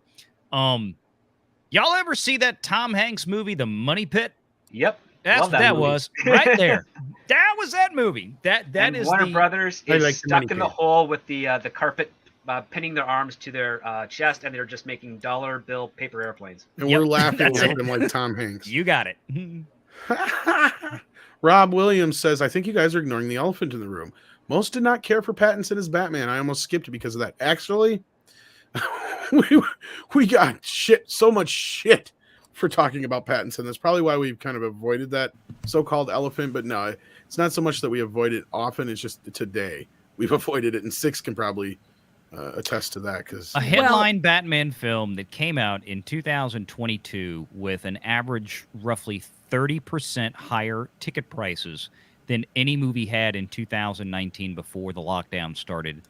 There's really no excuse for them not to have hit the $1 billion mark. what were you going to say, Six? What Rob Williams said, he said he almost skipped it, but you went and saw it anyway. And Right. Tom, nobody hates on Robert Pattinson more than Tom, but he went and saw it anyway. I did not see it. I'm a huge Twilight fan. I love those movies. I'm not a Robert Pattinson fan though. I just love Edward. But and I've tried to watch it on HBO Max, but I fall asleep. You know what's funny? Now you have the gateway success to, hey, I need to pass out. What do I do? I want to wait. Hold on. Let me just say this. Six highlights one of the fundamental problems with this film's performance, which is that one of the reasons, and it's been widely discussed on Midnight Ed channels here and in the morning show, is that one of the hopes was that Pattinson would bring in those people that loved his performance in those other movies. I did. And I loved what he did in those Six, indie hold on, let me finish. Six is that female audience, and she herself is like, meh. That's what they did too. You're right, 100%, Mike. They even pointed that out, that it didn't bring in the female. That was another point they made in that supposed the rumored meeting, was that did not bring in the female audience like they were hoping. I guess with the Twilight fandom, there were a lot less Edward fans than they thought. But it doesn't. Look, this film even though it still hasn't crossed 800 million, at least not to my knowledge. Maybe it did today. I don't know. I doubt it. I don't think so. I read something today and it didn't. Yeah, it's pretty soft. Okay, it does. I don't know that it deserves a sequel. I mean, if the sequel does 400 million, are they going to consider that a win? I mean, because it's been diminishing returns with a lot of these sequels that Warner Brothers has been firing up lately. I don't know how much of the show you got to see, Culture. We already kind of discussed that a little bit, and No, I had posited that I think that they're going to pay attention to how it plays here on HBO Max, which its first week did but well. They announced the sequel. Yeah, but my They point always was do that. Culture. I told like my whole point was at the beginning though was, look, those notes that I heard about, I wasn't going to hear about those notes unless they were obviously going to go forward with a sequel. I was not surprised that we were going to get a sequel. This was going to happen because it just was. But they had stipulations going forward. Good. And I wonder now if this movie might not go straight to HBO Max, and that is because of how well it performed on HBO Max in comparison to theaters. Well, I don't have. And I'm faith. sure that the only other note we didn't hear about is the budget. I'm sure they're going to cut the budget in half. Oh, they have to. I mean, come on. This film cost a lot, not just because of when it was filmed, but because they just spent money willy-nilly on stuff that just wasn't required, which made the film overly long. I will be honest. I still haven't seen it. I'm going to see it that way. No, because I want to speak. Write notes because you're gonna get confused and lost. And you're a smart guy because it's a very abstract narrative. I believe you, Script. It's just these are the kinds of films that I hate because I hear so much about them while they're being made that I almost don't have to see them because I already know what I'm getting. And I just, it's so frustrating. But HBP wants to know if I think it'll do good on DVD and Blu-ray. Yes, I think that. What is good? Wait a minute. So that's the other question here. Because of streaming, I think that unless a film is overly spectacular and everybody believes they have to own it, people aren't buying the physical media anymore, even though we tell them to. Yes and no, but the Snyder Cut did sell pretty well on home media, so I wouldn't be surprised if this sells pretty well already too. I think that the Best Buy Steelbook is already sold out.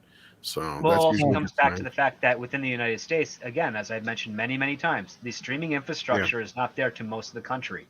So a lot of the people in that don't have the greatest internet and don't have the greatest connection for streaming to be viable, they will still buy the physical media. And I think, again, the other part too is what is the contracts with the retailers, because that's where the That's money true. comes from primarily. Yeah. Do the retailers buy larger orders of this product to put on their shelves in hopes that they make their money back? I don't know. It depends on what the quantities are, because that's The other big the difference real- here now is that Warner Brothers doesn't do its own distribution anymore and I know, I missed manufacturing that. for discs. So they're not going to see as much a return anymore on their Their No, physical their media. overhead has actually video. skyrocketed because of it. yeah. And But which that we might went on. change. That might change. We have a new leader. Let's just wait. What were you saying, Six? I wanted to make a comment, something that Mikey said about the benchmark is 1 or 1.5 billion in order for a movie to be considered a success, Mikey. Well, I It think was a- I think Depending on the budget, but It's a yes. tentpole film. That's yeah, the for one of parameter. these, it's going to be 1 billion is okay. It did the minimum threshold. 1.5, okay, we got something here. 2 billion is we're on par with the competition. Okay, It'll so is that go- benchmark going to change with the rise of streaming services, with more people having the internet available to them over time, like Script had mentioned that, not everybody has great internet. Is that number going to come down? Because now when a movie comes out, we have a known date for when we can sit on our couch and watch it. Well, I think I can answer this best. There's two parts to this. First of all, they don't understand that day and date is what's killing these movies. They think it's still piracy. Bingo. That and thank you, Val, No, because no, this it was- came out today actually. Yeah, Six. we were talking about it. There's this. They I don't know if it was they talked to the studios or who it was, but Fithian come out and was talking about it too, and all this stuff, and some other people were talking about it at the CinemaCon today. They're still under the idea that it's not the fact that they didn't do it day and date on streaming. It's the fact that these movies got into the piracy things, and it did hurt the theater side of things, and it did hurt a little bit on the streaming side of things. But that's not so much a problem as it is just it's a symptom of a whole nother issue that you're adding to your own problem by doing it day and date, right? Like the bigger problem here is you're killing your main revenue stream by making it accessible, or as you pointed out, well, a lot of people probably did know that they were going to be able to see the Batman 45 days after it hit theaters, and they probably did wait, and that's why it did so well this first week. So there's that problem first and foremost. And then what was the second part of your question? I'm sorry. Or your main question was It was basically, is the benchmark number going to come down with the rise of No. streaming services? no. And that is because and then this goes to the other point that now I remember I was going to make, and that is that they will never stop spending the kind of money they do on movies. They will just find another way to make us pay for it. Exactly. That is my mantra. I've said that for years and years and years, no matter what people say about budgets going down, mid-level movies going away. As much as we miss that, or we know that's the answer to a lot of their problems, they don't give a fuck. They know that this is the where they've set this mark now, and they're not going to take less. So they're going to find other avenues and ways to make other people pay for it, even if it's us. And that's where I was warning people, don't be surprised. And they kind of tested the waters a little bit with this in last year with COVID. Don't be surprised if we hit a point where, yeah, you can still get movies day and date, but you're spending 50, 60 to $100 to get that movie day and date, as opposed to the $29.99 like you did with Black Widow, right? So that'll be probably the next step, because they're going to have to try and find a way to amortize that cost of losing that. If you have a family of 4, let's say, you're spending almost $100 just to take your family to the theater. So they're going to try and find a way to make that money out of you one way or the other. So no, I don't think the budgets will go down. No, I don't think the threshold will go down. In fact, it'll just continue to go up, because that's how the film inflation works in that respect. Well, 'Cause years ago, yeah, because it's actually gotten worse in the last few years, to be honest with you, because it used to be throughout the 80s and 90s, if your movie could hit $100 million, that was great. Oh, like yeah. you have hit that echelon of that's a hit film. And it got to a point where when you got like Spider-Man and X-Men and all that kind of stuff started. But once the coming international markets opened up a lot, and the international markets started becoming a factor. Thank you, Script. Is that number became astronomically bigger, and then you had the $1 billion films, which, like, I think one of the first ones to get close to that and was the international market. Would I believe be the Phantom Menace, right? I think it was one of the first ones to do that. Was it Titanic? But I thought Phantom Menace did it before. I thought the first one was the web crawler. It could have been one of those three. Yeah. But I was pretty sure that Phantom Menace opened day and date everywhere, or did Titanic did. come out before Phantom Well, Menace? Titanic was 2 before. years earlier. It did. I Okay, I think. couldn't Yeah. remember. Yeah. So But yes, it was also you're in probably theaters right. for like a year and then some. So like it had a massively. That's long run. that's again is a totally different time as well. See, that's the other problem. So you have all these different kind of factors going into it, and no, their basic set line is like 150 $200 million for one of these movies, and when you add in the marketing and all the other bullshit that goes along with it, they basically have to make anywhere between that 800 to $1 billion mark to break even. And then, like Mikey was saying, that 1.5 is when they're like, okay, now we got to hit.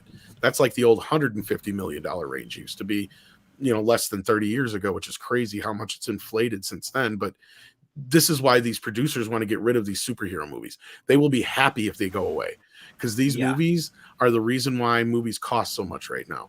Well, it's the target, because the fact of the matter is, in Hollywood, like, the smarter producers realize, and Mikey is very apt on this, saying that you don't compete with yourself, you compete with everybody. So whoever hit the top one at the box office, you got to beat that if you want to, actually cement your position in the studio system.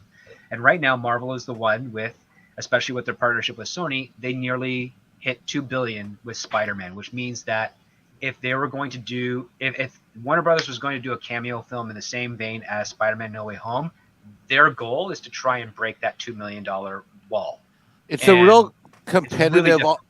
really It's difficult script, and it's also a very unhealthy way in business. It's there's a lot of business people that I interact with that are like that. It's very much a gambler mentality, where they almost they need to outshine this competitor. So it's let's blast all the cannons, and then there's the ego element. The ego element factors into this, that there's less focus on profitability as a success or artistic success, and it's all about who got the biggest number, because there's so much ego in this. Well, yeah, especially when you're like looking at production budgets that exploded towards the end of the actual, Marvel films before they turned into what they are now.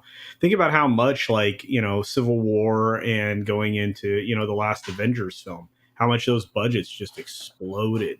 They were pretty high, but the other part too, and this is the other thing that a lot of the studios don't really pay as much attention to, is what is their relationship with the audience with regards to warrant this level of competition. Like they're bringing the Batman out of the gate to go up against and compare to Spider-Man, but at the same time it's like, well, what have you earned with the audience to warrant them to invest that much money into you and your product? And unfortunately, with Warner Brothers, they have a 10-year plus year track record of not being able to deliver to their core audience in the way that the Marvel technically has delivered to theirs. So that's a factor that they haven't realized, and that's kind of like why I lobby for it. Yeah, I think it would be way better for Warner Brothers Discovery to just cut all their ties, get the movies that are in the can out, and start from scratch with a lower tier character that they can build a franchise around, in the same way that Iron Man helped build Marvel, where even if it fails, they're not losing so much money, and they can always just do another one right after the fact of a different character to try and start up and build that franchise, as opposed to essentially what they did was, let's introduce the Trinity in a movie titled Batman v Superman, and then go straight to the Justice League before anybody of our audience, of the broader audience, the ones that we need to actually come back and see this movie, understand who these characters are. It was basically just trying to start at the finish line and hoping they would take over the competition, and it just did not work. But they always learn the wrong lessons, script, and I think you'll agree. Yeah, I mean, that's That's the truth. I'll be honest with you. We've been talking about this DC thing a little longer than I planned, because there is other stuff. But no. Because there is other news to this, and this is a rumor, guys. And I think this is JJ's people pushing this rumor, because there's a bunch of shit going around about Ta-Nehisi Coates' Superman that I don't believe. I think it's just flair for them to try and. Nothing's boarded right now. I mean, it's they have it out there. But nothing's. I think it's JJ pushing some bullshit, because I think he does it all the time. I think he knows his project's on the ropes right now. Mega Wing Zero, though, we got some super chats we got to get to too here. Says, I hope on the Snyderverse side of things, says, I hope they just let Zack Snyder finish the story on HBO Max. I also want him to make a version of Flashpoint. I want to see Jeffrey Dean Morgan in a Batman in a Batman costume, but that's just me. I know some won't. I don't have a problem with him finishing his stuff. I don't have a problem with multiverse, but I know it's kind of confusing for some people. So in that respect. And then he says, for another $10, thank you so much. Batman and Superman movies should be equal to averages, and should Justice I think League, he meant Avengers. yeah, Avengers, and some should Justice League, and so should Justice League, I think he means.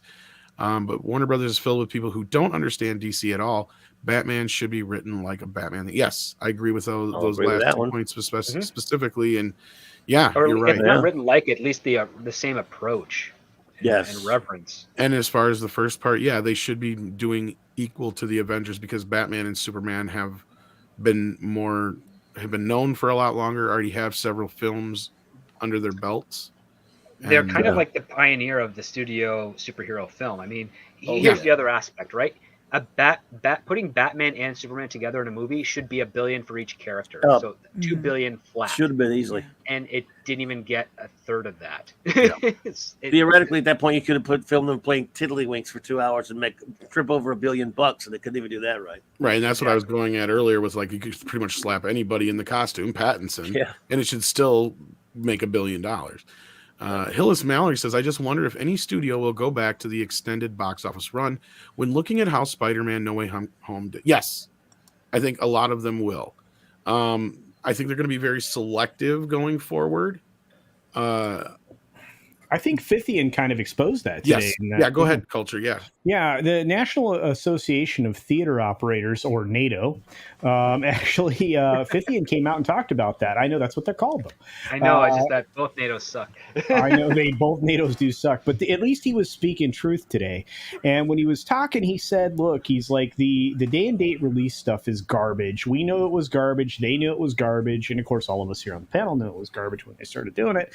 But at the same time, you know, it's really brought into stark relief the fact that they need theaters and they need extended runs. And I believe that, and Tom and I had a conversation about this, that they will extend the theatrical releases beyond 45 days. Not quite maybe back to the 90 days, but I think they might be able to push it back up to 60 days, because I think it'll depend on what it is. But I think 90 is probably the sweet spot, because as long as you don't advertise when it's going to streaming or video, you can really exploit that. I think window. We'll have a 3-tier system. Movies that don't do well in theaters will do the 45 days. Right. Movies that do, which they'll find out after that first or second week. Exactly. And if you have but they won't announce this shit up front no more. Script. You were right about that too earlier when you brought that up. I agree with you there. What they'll do is, I believe, like you said, like I was just saying, they'll do the movies that didn't do that great. It'll hit 45 days. It's doing a little bit better, 60 days. If it's a movie like Spider-Man No Way Home, 90 or to 120 days, I bet. I think that would be great, because first of all, if you don't announce that it's coming out on a streaming service, like the old home video model. Oh, wow, that would work, wouldn't it, Tom? Yeah. Because when movies would get pulled earlier, they would rush them to video faster, because they knew that the shelf value was going to die. Remember how fast we got Elektra? Well, not just that one. One of the fastest ones ever was that from Justin to Kelly after that first season of American Idol, right?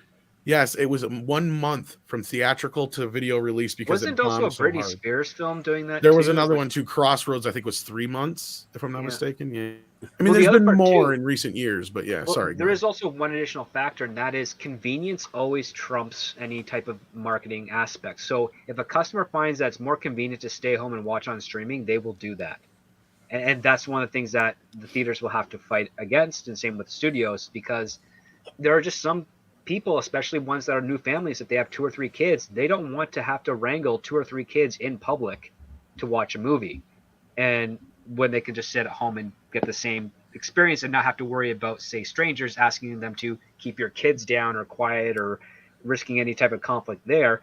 At the same time, it's also a little bit cheaper than them having to pay a babysitter to go out to the film themselves and then deal with that when it comes home. Although it's going to be a case-by-case basis for whatever family you have. Again, but the convenience factor is so much more interesting. I mean, there's a reason internet cafes died pretty quick, because people are like, it's cheaper for me to get internet at home and never have to go into this place to do that, right? So Dark King wins the internet for today, by the way. Wow. The video that was was out before we're done shooting the movie. You're not wrong. Oh yeah. It's the latest innovation in home video technology. The movie is out before the movie is finished filming. What the hell am I looking at? Now Looking at you're now, looking at sir. now. Don't go down there. What happened to What then? happened to We that? just missed it. When? Now? When? When can then be now? Soon. Fast forward through this. In fact, don't I ever agree show with this this. part again. Mitchell Tickle Trunk knows what he's talking about here. so, Bring yes, back to Vincent the Price. Super Chats. Yes. Bring back Batman's most dangerous villain. Egghead. Excellent. Either have Nick Cage You do a play him better- or Bill oh. Hader. You do a better Vincent than I do. That was good. Oh, sorry. No, don't No, be that is sorry. good, yeah. I love him. I love that kid in that. I would say I'm usually known for that one. That one's pretty good. Because I can do like the whole thriller thing, you know? Oh yeah, yeah. Darkness I falls. think you're right. I think Bill Hader would be a great Egghead. Yeah, I love Bill Hader. Very underutilized comedian. Doesn't he still work for South Park? I know he did for the longest time. Well, he's got that Uh, show Barry. That just came out. The Yeah, new he's on season of Barry Barry's right out. now. Yeah. He's got third season just dropped. Yeah. Yeah. I feel like when he came in, that's when the show like jumped up a level. So, because he's one of the few guys they actually would let write with them like that and do that shit. So, he had a little bit more carte blanche than the basic writers' room guys did. Then we got Hillis Mallory here who says, "I just wonder if any of the studios will go back to the extended." Oh, we got this one already. Sorry, Yeah, we did this one. Mhm. this one's Thank the you. next one. Yes, Professor Gray says, "Have to disagree with the panel. Movie targets will drop, but not willing. The system will crash. It's happened before." In the 60s, yeah, it did. You're not wrong there in a respect. The thing is like, where will that money Right. go? And because there is that infrastructure in place with streaming where Hollywood can capture Right. some of those missed dollars. Not a lot, but way more than what happened 60 years ago. Mhm. I mean, Well, okay. So, but what does a crash look like? I mean, going forward, I mean, do we get back to, $15-20 million budget films, or Maybe I I think a crash should be a movie. Doesn't matter what the genre is, but it's big enough that it warrants a $110 million budget, and it doesn't break 110 million at the box office. so Avatar 2? wow? Probably. Yeah. I mean, Do you we'll know see how what much happens those there. films? Yeah, those films are. I can't even believe how much those films are going to cost. Well, Holy not crap. just that. We found out today what the gimmick is going to be. Has everybody Oh heard what God! the gimmick is going to be? Please don't make No. me say it. Well, man, Don't we were make Oh, me me, say it. me and Andre fucking lost our shit earlier. We're like, I tagged you on Twitter on it. are I you figured fucking kidding me? Is it Okay, smell? so- Oh, the boy. It's 3D again. Yeah, but the High second bad frame part, rate. So it's the same shit Oh. they did with The Hobbit 48 FPS. and Gemini Man. It's Wait, gonna how be many FPS? 48. 48. Okay, so less than 60, but that's still gonna make it look like a camcorder. It's no. It's 24 for each That's eye. what he says. I hope he's right. I don't know how that. That's really not worked how out for me. eyes work. That's what I just was I saying know. earlier. I'm just telling you, that's what that's the thought process behind this. They're like, well, we're going to double the frames to each eyeball. Yeah, see, So for those okay. that- Wait, any of you actually intend to see that thing? God, I have to. Do you? God. I Really? didn't see Avatar in theaters because I just didn't care. The Oh, I marketing got did dragged. not- Yeah. I got I dragged to the still first one and never hated it. saw I hate that Avatar. movie. Hey guys, newsflash: the blue people are the good ones. Oh, what a Okay, shock! wait. Newsflash number 2: the white people bad. Real Again. bad. Oh man, you All right, don't so say. that's the plot of the movie. All right, we're done here. Okay. I mean, Yeah. y'all got to What a think about waste. this for a second from the financial side of things, and this is why. Look, from the technical side of things, and for those of you that don't frequently watch 4K for you that Tom and I do, we've talked about this all the time. There's a reason that Hollywood is still shooting 100 years later every film they do, or 99.999% of the stuff they do, in 24 frames per second. You get a very natural motion blur, frame to frame. Hollywood studios, lighting experts, the camera operators, they're used to operating in 24 FPS because that means aperture settings, lighting settings, Your everything f-stop down settings. there. Yep. Yeah, everything down the line, you know what you're working in. The minute you flip up to shooting an entire movie in 48 FPS, that means either your aperture has to open up one full stop wider, which means you're messing up your depth of field and how a shot looks, or you have to double the amount of lighting that you have overhead, Because I mean, there's all kind of goofy things Well, that go. you also lose contrast too. That's the other part. You can't get those good shadows that you want. Well, the argument that Cameron was making behind that is that they are using the post vis shot analysis. They're using the same things that is going to be utilized in the theater. That was one of the things that they were talking about, these upgrades in the theaters with these new laser projectors. Yeah, exactly. So, and if you do a studio map and you have a three-dimensional picture of the area you're shooting, you can make those adjustments in real time. But it's just, I still don't see it's going to be the same damn film. We're going to see the same damn film 4 more times, and I don't know how interested I'm going to be in that. I have to see the second one, but after that, I'm probably the other part too is the only benefit to a higher frame rate is animation, because you can do finer details of movement. And that's why that's the only thing you have to go for on that. It doesn't work in live action. Video games or sports otherwise, and that's correct, Script. The problem is in post-production, you have twice as many frames to animate. I mean, it's maniacal, but I mean, he's compounding a problem they already have right now, which is this movie's going to come in base budget probably 350 million. I'm telling you now. Yeah, because this is something Valiant and I also talk about, because actually we went into a very detailed discussion about the whole frame rate thing earlier on Culture's show. So check that out if you haven't already, if you get a chance after the show, if you really want to hear about that more. Yeah, the Tuesday tirade was, we didn't even get about how scientifically they figured out that 24 frames is just more or less how the eye perceives light. Yeah, because your brain fills everything else in. That's the blur. It's like, oh my God. There's a reason why they do that. And then there's a reason why when we see video or see stuff shot at a higher frame rate feels like video. That's why. Because it's a completely different frame rate than the way our eyes see. It's shot at higher shutter speeds. There's less motion blur. I mean, that's just, it all plays into how we perceive light and motion. Brian, sometimes they still film in 35, but it's all dependent. It's really expensive now. Yeah, there's not enough companies that still make like Scorsese, maybe, and then I think Tarantino shot Once Upon a Time in Hollywood on 70 and 35, but because Kodak and Fujifilm are shells of a company that they once were 20 years ago. Right. Unfortunately, that's a big problem too. Yeah, is just being able to get it processed, and then not only that, well, they have to make the film and you guys develop it, and that's expensive, and it's unfortunate because again, Kodak used to be like the big player of film in Hollywood, and when digital came out, thanks to George Lucas to a degree. They ended up losing a lot of money because so many people were like, oh, we can do a better transfer, quicker setups, longer takes, like lighting, all that shit. Yeah. Kodak could provide, but the problem is you need a modified reel and attachment to your camera if you want to do a longer than a 10-minute take, and those are expensive and pricey. So Kodak was willing to do that, but again, the price was so high that the studios were like, no, we're just going to go with digital. It's a lot cheaper. And they lost a massive amount of market share on the film side the of other things. problem is that there's only like literally 10 theaters in the entire country that play 35 millimeter. That's still the projectionists that know how to use it. But then the other part that also killed them was the smartphone. You didn't need to go develop your personal photos anymore. Well, I was going to say, Script. Yeah, on the photography side, I can tell you from semi-professional experience on that end, and the same thing with the filmmakers. I was telling Tom this the other night. I said the fine line in the sand when Eastman Kodak really bit the dust.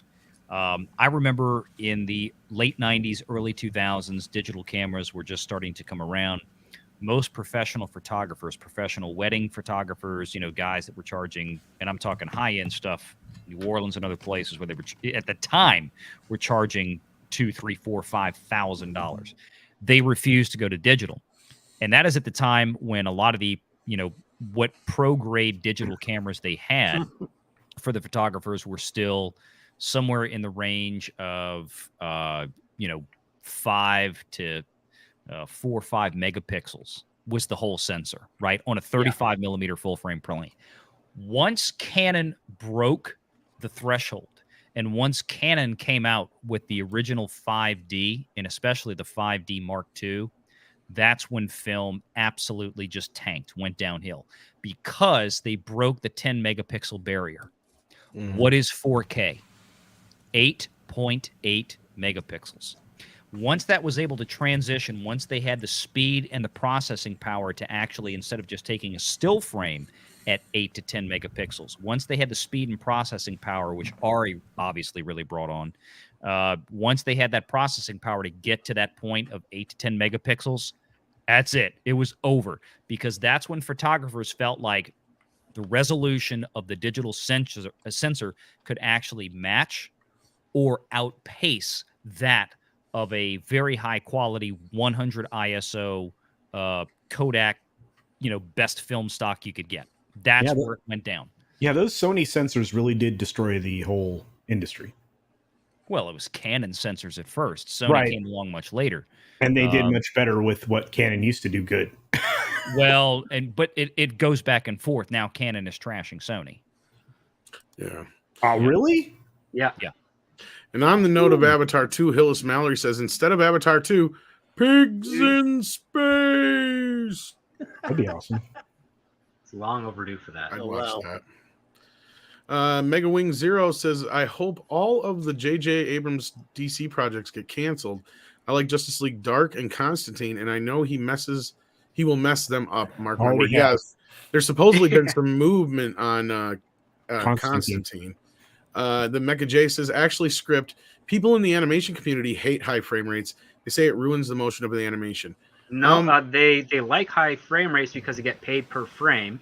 The high frame rate with regards to animation doesn't exceed 32 frames a second. Normally that, and I know this because I work with some people in animation, they usually only get paid for 12 frames per second, and they would rather get paid twice that, because again, it's more money for them, and as long as they're doing the details right, and they can also animate motion blur.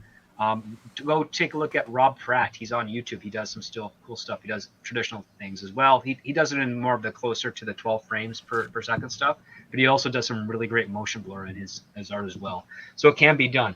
But you are correct, Mecha J. If the studio asks for anything higher than a 32, that screws up everything that they've been trying to do, because they're trying to compress it into a tighter time frame, and it really messes around with all the work that they put in.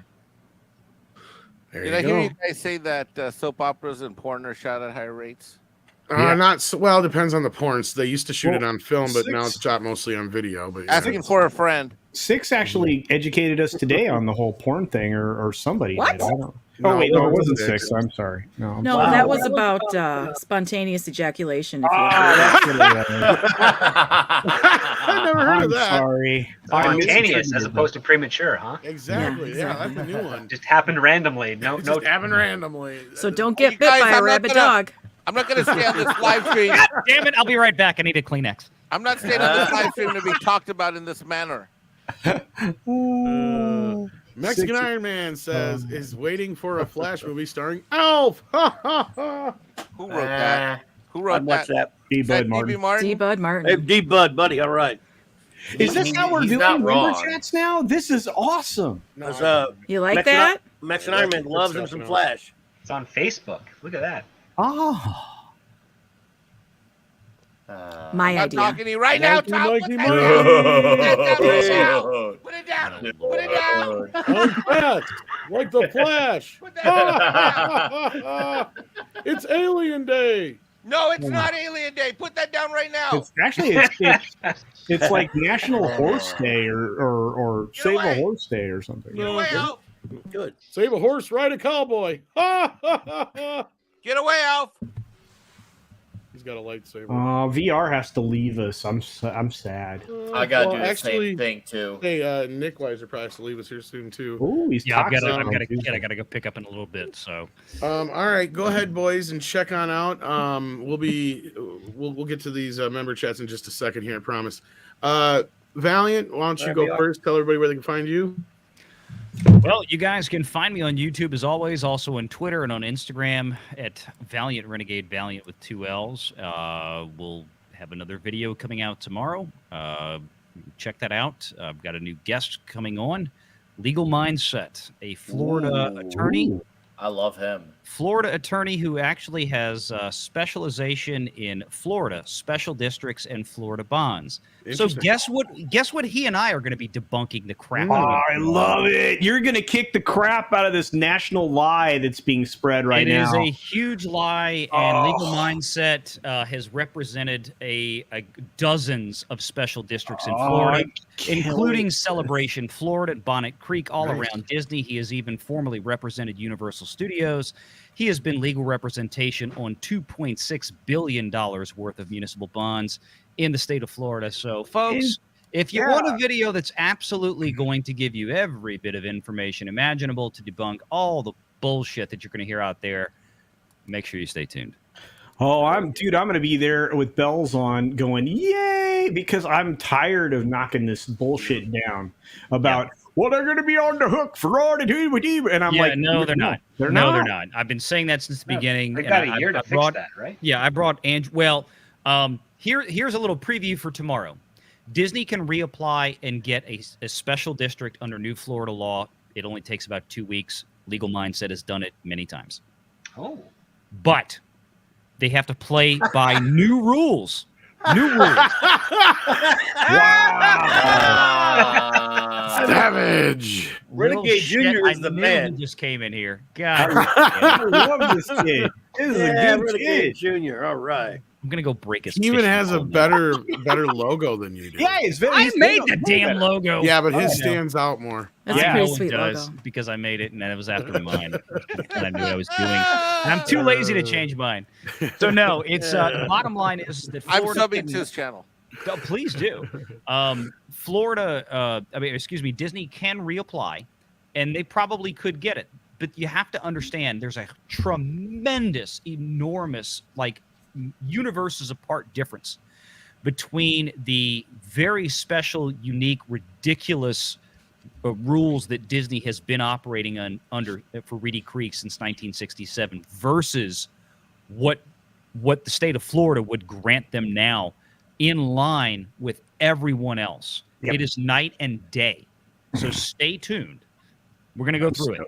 Yeah. I'm so excited, dude, because I've been tired of telling everybody, you're wrong. You're wrong.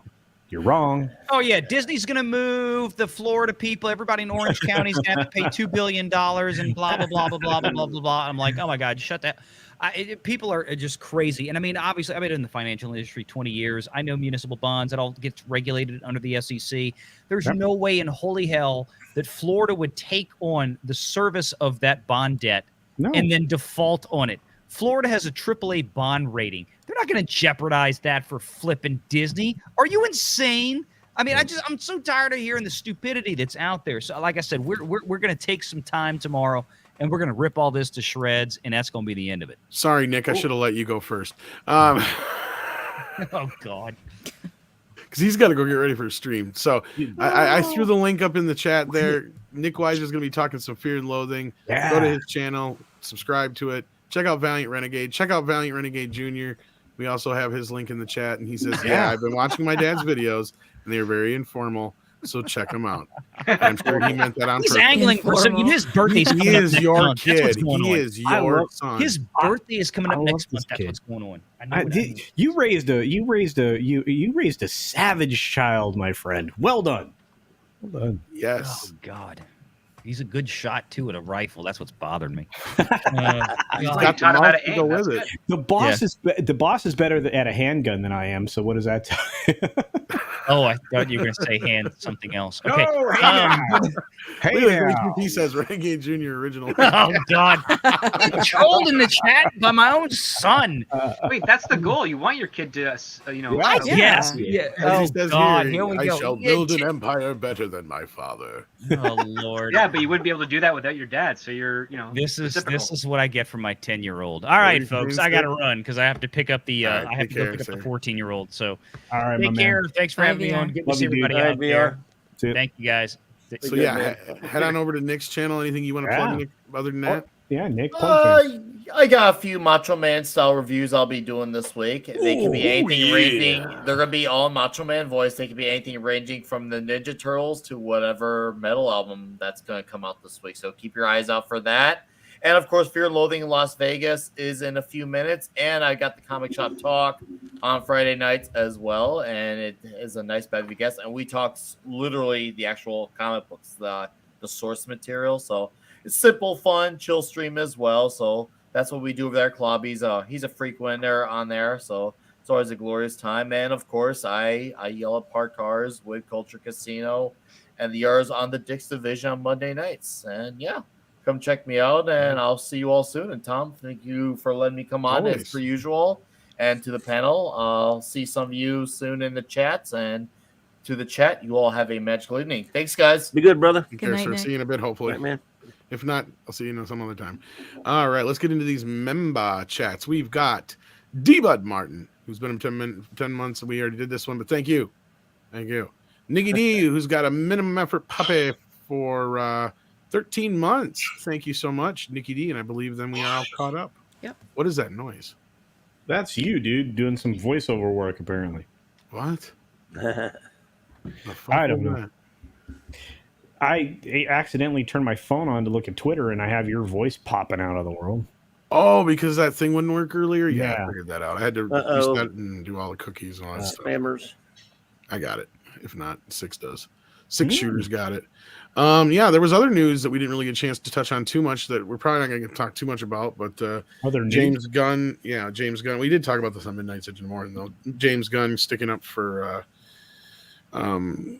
Chris Pratt, and then, you know, that business. So that was cool.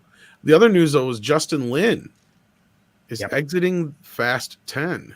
Yeah, they just started on it. Just Just after Brie Larson was put into the picture, huh? I wonder Odd, why.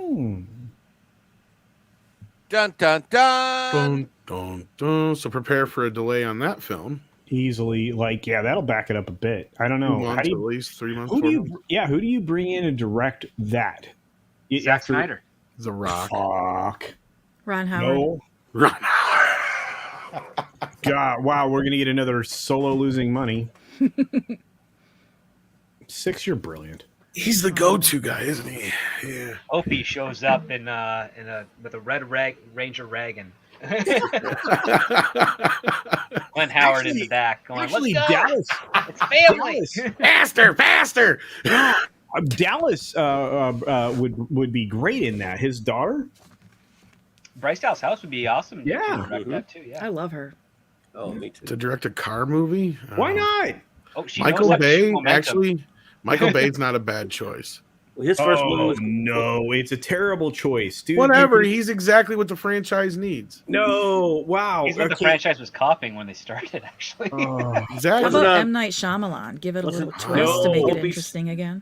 Was it Opie's first movie, directorial movie? Was it one of those car films? Was it Well, as an One of those actor, cars- he was in. No, the first one he directed. No, the first one he directed was one of those, smarmy like car films of the early '70s. What was it? No. Oh man, I can't remember. It was. I have to look it up. But it was his first movie he directed for Roger Corman, right? Yeah, they just had it on screen there, I believe. It was Eat My Dust. Eat My Dust. Eat My Dust. Oh, okay. Yeah. Yeah. There you go. And then Grand Theft, I think, was the sequel. Grand Theft was one of them. Yeah, there you go.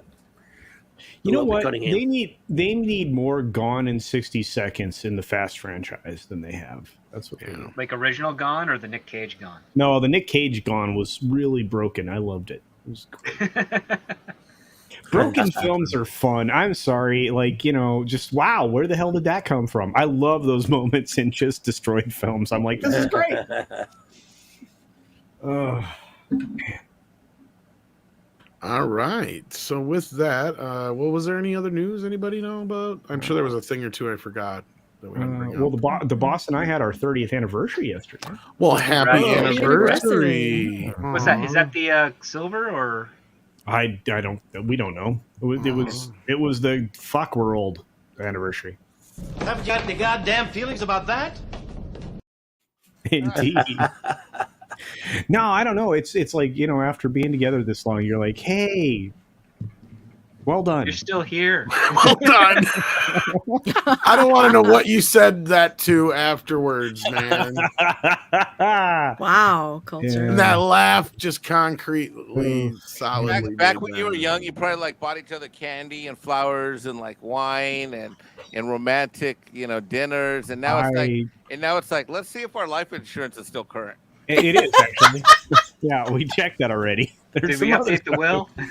No, I don't have to do that. Not a lot to change on that. I mean, everything goes that direction, so we're good.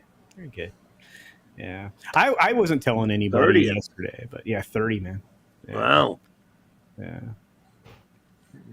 Yeah, we've been together You're longer. still young, now. dude. I don't know. I'm getting old. I'm getting old.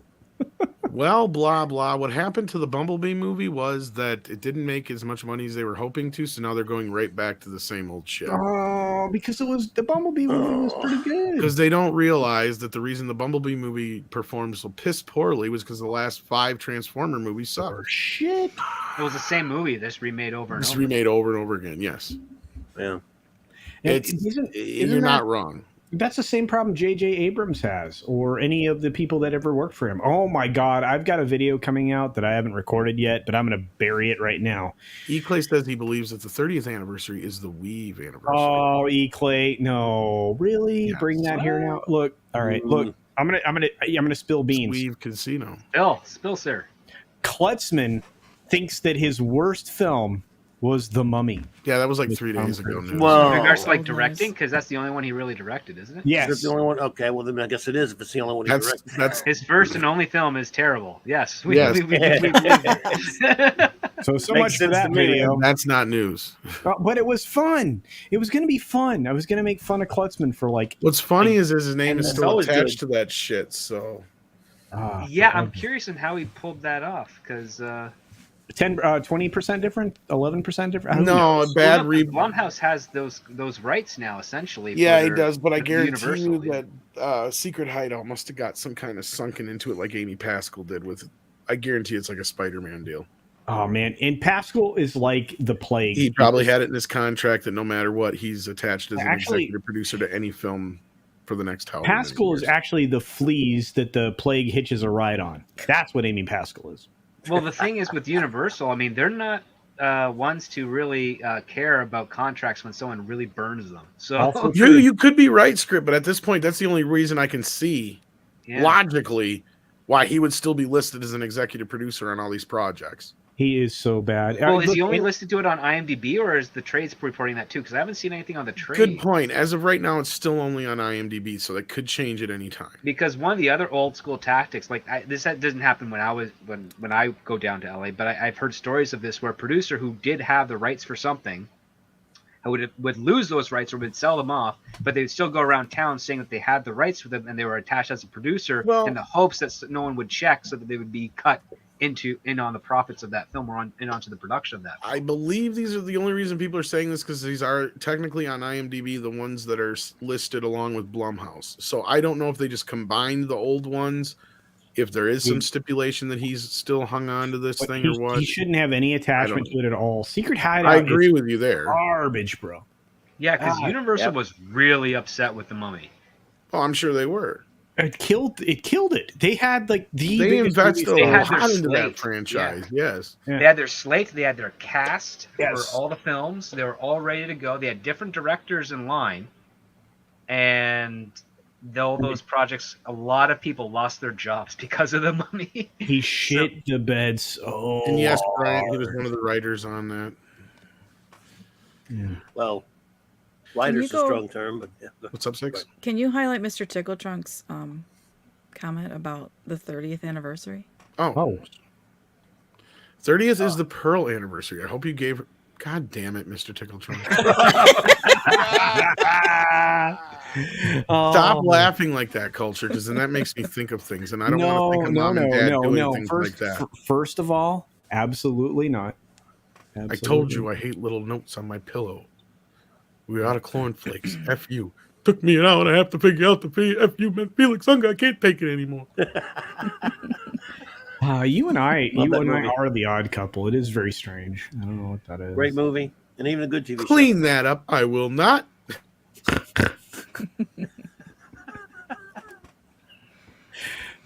It is bothering you that spaghetti is on the wall. Dude, you know how messed Now up it it's is. Like, garbage. if you ever watch my live streams, watch how I arrange the screen, because I'm a freak show when it comes to that. If I'm in Culture, charge, nobody of the watches your live streams. Come on now. He's that's lying. True. That's true. I know. Johnny I Depp- like the way you arrange your panel. Yeah, he was going to be in what was it, The Invisible Man, or which one? Trying to remember. If he wasn't, I thought he was The Invisible Man. Wasn't Jekyll and Hyde? No, that was Russell Crowe, because he already been established as Jekyll. Oh right, yeah, Russell Crowe, Jekyll and Hyde. Someone was Dr. Victor Frankenstein. I don't think it was him though. I think that he was playing the Invisible Man for some reason. That sticks in my head. Is there a chance we're ever going to get back to the Universal monsters? That's what Blumhouse is Through supposed Blumhouse, to be yeah. doing. Yeah. No, I know, but I No. mean, I just. You know, like the classic ones like Creature They from need the to Black leave him Lagoon. alone. Yeah, that's what they're doing, and Yeah. they have the Why rights to I do. have heard this now for I 2 know. years. I know. Well, that's where Klutzman came in. Nice. He fucked that all up. That's what he does. And I'm surprised he took any blame for that whatsoever, because that's one he could actually come out from underneath, because Tom Cruise was more of the problem there, because he insisted on making it this kind of a movie when they were trying to make this kind of a movie to launch this new franchise, which they were clearly trying to make like an Avengers style, Universe, yeah. monsterverse. The thing is that Tom Cruise was brought in because he was only going to be a one and done. He was to introduce the Mummy. The Mummy that was not character, gonna be yeah. him. He's not the Mummy, yeah. And he's not the Mummy because he didn't want to do the Mummy. And there's like, okay, well then you can be the guy that finds the Mummy, but the Mummy is the star. And then his team got in and be like, well, that doesn't work for Tom Cruise because it's Tom Cruise. And Kurtzman doesn't know how to wrangle people properly. Well, here's the thing: you should be the creature commandos. Yeah, you shoot what Tom Cruise wants along with the stuff you want, and then you fix the things that Tom Cruise wanted. Well, I think Tom Cruise probably has final edit approval in his contract. Oh God, no! No, it was a mistake. Who's excited for Top Gun? Well, the other part too is Kurtzman wanted Cruise in there, so it was also a mistake for him to even want Cruise in the casting. movie. Yeah, that was. Yeah. Dumb. Yeah, Kurtzman's a facilitator. He's an enabler. He's nothing but. He's a cultural felon. That's true. Yes. Yes, if JJ is the cultural locust, he's the cultural felon. Thank you. Well, he's engaged in cultural nothing but vandal. cultural felonious activity since he showed up on the scene, and his first grift was Hawaii 5-0, and he's been grifting ever since. Yeah. No, Yeah, his now first his grip was latest- the island. He got sued for that. Yeah, and then his latest Plagiarism. thing here is the Man Who Fell to Earth or whatever, which is like another one of the worst reviewed shows in the history of CBS. Yet they got it a second season, I think.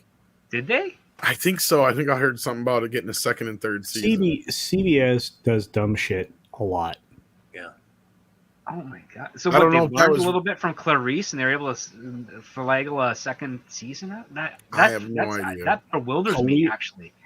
Clarice was. You know Clarice what? never should have been shot. Yeah. It No, was a bad well, idea. Clarice should have been shot, but not in the sense that it was. Oh, hey now. Well, then maybe Hannibal would have at least showed up. I still think you can do a Clarice series without needing Hannibal. You just have to make the other serial killer she's on par with as interesting because that's where the It's like creativity doing comes. a Robin show without No. Batman. You build They up. did that. It's called Oh, Titans, yeah, and it's called you- Steve Goldsman. yeah. You It's terrible. you build up to a mysterious character that is supposedly going to be, or Hannibal. You lead into it with multiple serial killers. That's how you do it. You have like one terrible serial killer. This show is after Mhm. Silence of the Lambs culture. Yes. That's the thing. And well, Script and I kind of broke this whole thing down with. I know, but I'm Andre just a couple saying. years ago, Is I couldn't you do this. lead into eventually. Like a third or kind of- fourth season, Hannibal comes back type of Yeah, Well, like that's yeah, what they it's wanted like, to do, but they couldn't get the negotiation done Well, correctly. but it wouldn't have mattered anyway. Just make it like you have it. Just make the show like it's going. Nobody to be, wants to follow Clarice. Who gives a fuck if about you make Clarice but by if you- herself? But if you Well, that's the thing. make, You have to make Clarice interesting. Yes. That's the angle. She from the never creative was. side. That's the problem. Well, No, in the nobody film, will she admit was this not through the interesting. movie. But now you have this character from the film who's gone through this event where can have that potential to be interesting. yes, But you need a writer that knows how to build off of that so that it actually pays Look, off, so that you can I hate enjoy to say it. this. Clarice is one of the most useless lead characters in a fucking story. She does not really do anything. She carries out other people's But ideas. that's the thing, dude. That's what she does. But that's in the show. change. That's she But goes that's the through in the change. show. Yeah, that's the development, right? She has now been through this, so now she can think like Hannibal. So now she's tracking other that's what I serial said killers. that the show should have been. If you can't have Hannibal, then the show should be how she's a piece of shit, a fucking officer without him. Like that's the only show you have left. No, Well, no, She's the only reason coming he into her solved the own. case. I'm gonna start writing. You know what? I could write this. I could have an idea, and script could Well, write I'm this. sure you Actually, could. script doesn't need me. Script could write it, and we could make money on it. No, sorry. I'm one of those where when I discovered that Silence of the Lambs was actually a sequel, and I saw To Red Manhunter Dragon, yeah. and read the Yeah. book, I'm like, oh Manhunter. my god, this is far superior. Silence of the Lambs is just a ripoff of this, and it's not nearly as good. To me, Red Dragon is so much farther superior than Silence of the Lambs. I know that's sacrilege for saying it, but it's fucking true in my opinion. Well, I mean, even Manhunter was pretty good because Brian Cox did an awesome Very job. great adaptation. But of the it, other yes. part too is you're kind of saying, like, you've got the gimmick, which is that Clarice goes to other serial killers to figure out the understand and learn the mindset of the ones that are free. Like there's a relationship there, because now it becomes not only just like her figuring out the predictive aspect of it, but it becomes a battle of wits with trying to keep ahead of the serial killer in bars that's trying to get under her skin. And so now you have two fronts of her, and that's how you can make her the interesting characters, that she knows how to get information out of these guys that other FBI agents can't.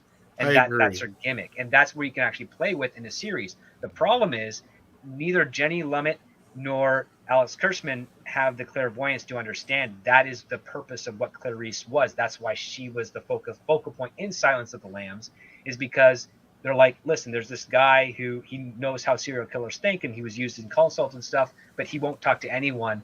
I'm just going to throw you in there because you're innocent, but you're educated, so you might actually be able to get information out of him that we can use.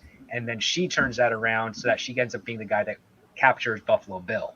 Like that's her arc. Even though Hannibal is far more interesting of a character, you've got a foundation that you can work off for a series where basically, because Hannibal is free at the end of Silence of the Lambs, she has to look for someone else that's not as dangerous, or maybe as dangerous. You can bring in newer characters. Yeah, I like that battle script, because then she also has to prove to herself that it's her that was able to get to Hannibal, and not so much that Hannibal was obsessed with her, which I will still argue. And on top of that, problem, she's not just being used by the FBI because of her fragility and vulnerability, but the fact that even though the FBI may be using her for that, she's actually got more going on with her. Absolutely. Than that. Like, that's the angle you have to go for, is how do you make her more three-dimensional? How do you solidify and build the foundation off those dimensions? And how do you actually make her the interesting hero that we need her to be for a show? And then on top of that, then you open up the possibilities, like, what other serial killers can we play around with? Like, could we do a Ted Bundy type, right, and have some fun with that? And that's what the show should have been in premise. Yeah, I agree. Again, these people, they saw the movie and they're like, okay, let's just do a follow up to that directly, and then bring in like a female roommate, and then a weird love triangle between her and her boss and someone else. Like, it was just soap opera crap that didn't have any actual ingenuity or understanding about the whole genre of what Hannibal was. Well, the first season of, I believe, a limited run show called Mindhunter. I don't know if it was Netflix or was it based off the book and movie, or yeah, it was a guy. Yeah, it was Mindhunter. It was essentially about the formation of the behavioral unit, right, in the FBI. Oh yeah. And the guy they got to play the character was really good. The guy that got to play his partner was really good. And that is the kind of show you have to make, where you try to get into the mind of a serial killer to help you find another one. And that's what I think the show could have been. Well, and that's why I find what's-his-face's character in the first book more interesting, right? The FBI agent, yeah. Yeah, what's his name? I can't think of it now. Just all of a sudden. Well, he's a very troubled man. Yeah, and that's what I'm saying. But he's a much more interesting character. But anyway, they could have taken, because of the experiences Clarice had, they could have done the same kind of thing. It's just, now.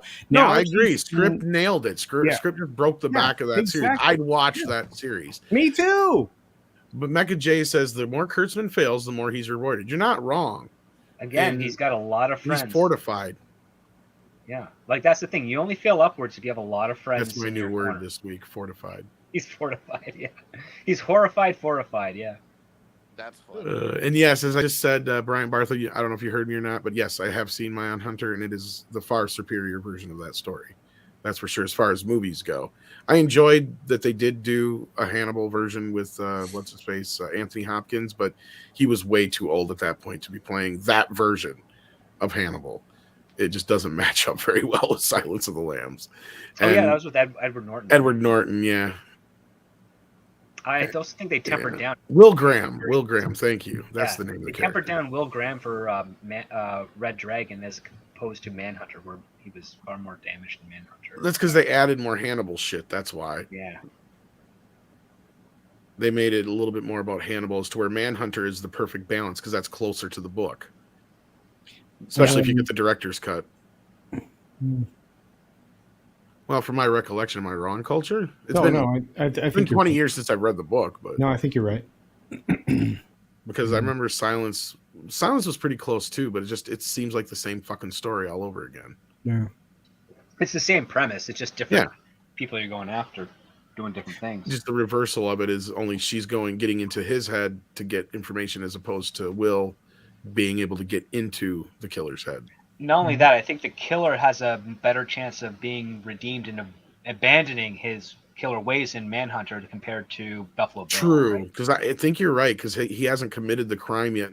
Has he yet in the movie? I think he committed one crime, or enough crimes to establish a pattern. Oh no, he did. Yeah, because he was biting his victims. That's right. Yeah. Yeah, and then he stopped, and they couldn't find him. But I think that's because of the love story. The girl. Yeah. Yeah, you're right. Yep. It's been a while since I watched Manhunter, but yeah, it's good. Yeah, Tom Noonan was great in it. Man. Yeah. Mm-hmm. All right, kids, let's wrap this up because I'm already late for. We got another super chat here. Adam Wolford says, then you should get the writers from Death Note manga. The battle between Light and L is a cat and mouse trying to figure out each other's real identity. Ooh. Yeah, I've heard a lot of people describe Death Note, and I don't think they do it justice because I haven't seen all of it, but I've definitely read some of the coverage of the manga, and it just sounds like everybody's kind of like 100 steps ahead of each other, and they kind of always get back to square zero. But that's what I've been communicated to, so I hope that's not the case, because I do want to give it a shot to check. Well, it out. the freaking series or the limited series crap was garbaggio. I don't want to see the live action. I'd rather see the manga or the cartoon. And I agree, Party Pucks. I hate how they had to try and wrap it up and to make it connect with Silence of the Lambs. It's like that's supposed to be like years later. There's no reason for that to be like right after that ending and shit was. Yeah. You ever feel like Ed Norton is sometimes up his own ass really far? Yeah. He's an actor's actor, just like Tim Roth. Oh, yeah, there you go. Yep. Yeah. Yeah, I'm not a big fan. And then Jack of All Casuals, did we get that one too? I think we did. Let's see here. I think we're all caught up on the member chats and everything like that. Yeah. So, let's wrap this up. Six, do you have a channel yet? No. Okay. You should have one. Start one. I have a channel. I know, you just don't have anything on it yet. I'm gonna. All right. Well, in the meantime, though, are you going to be on any other streams in the next day or so that you want to plug?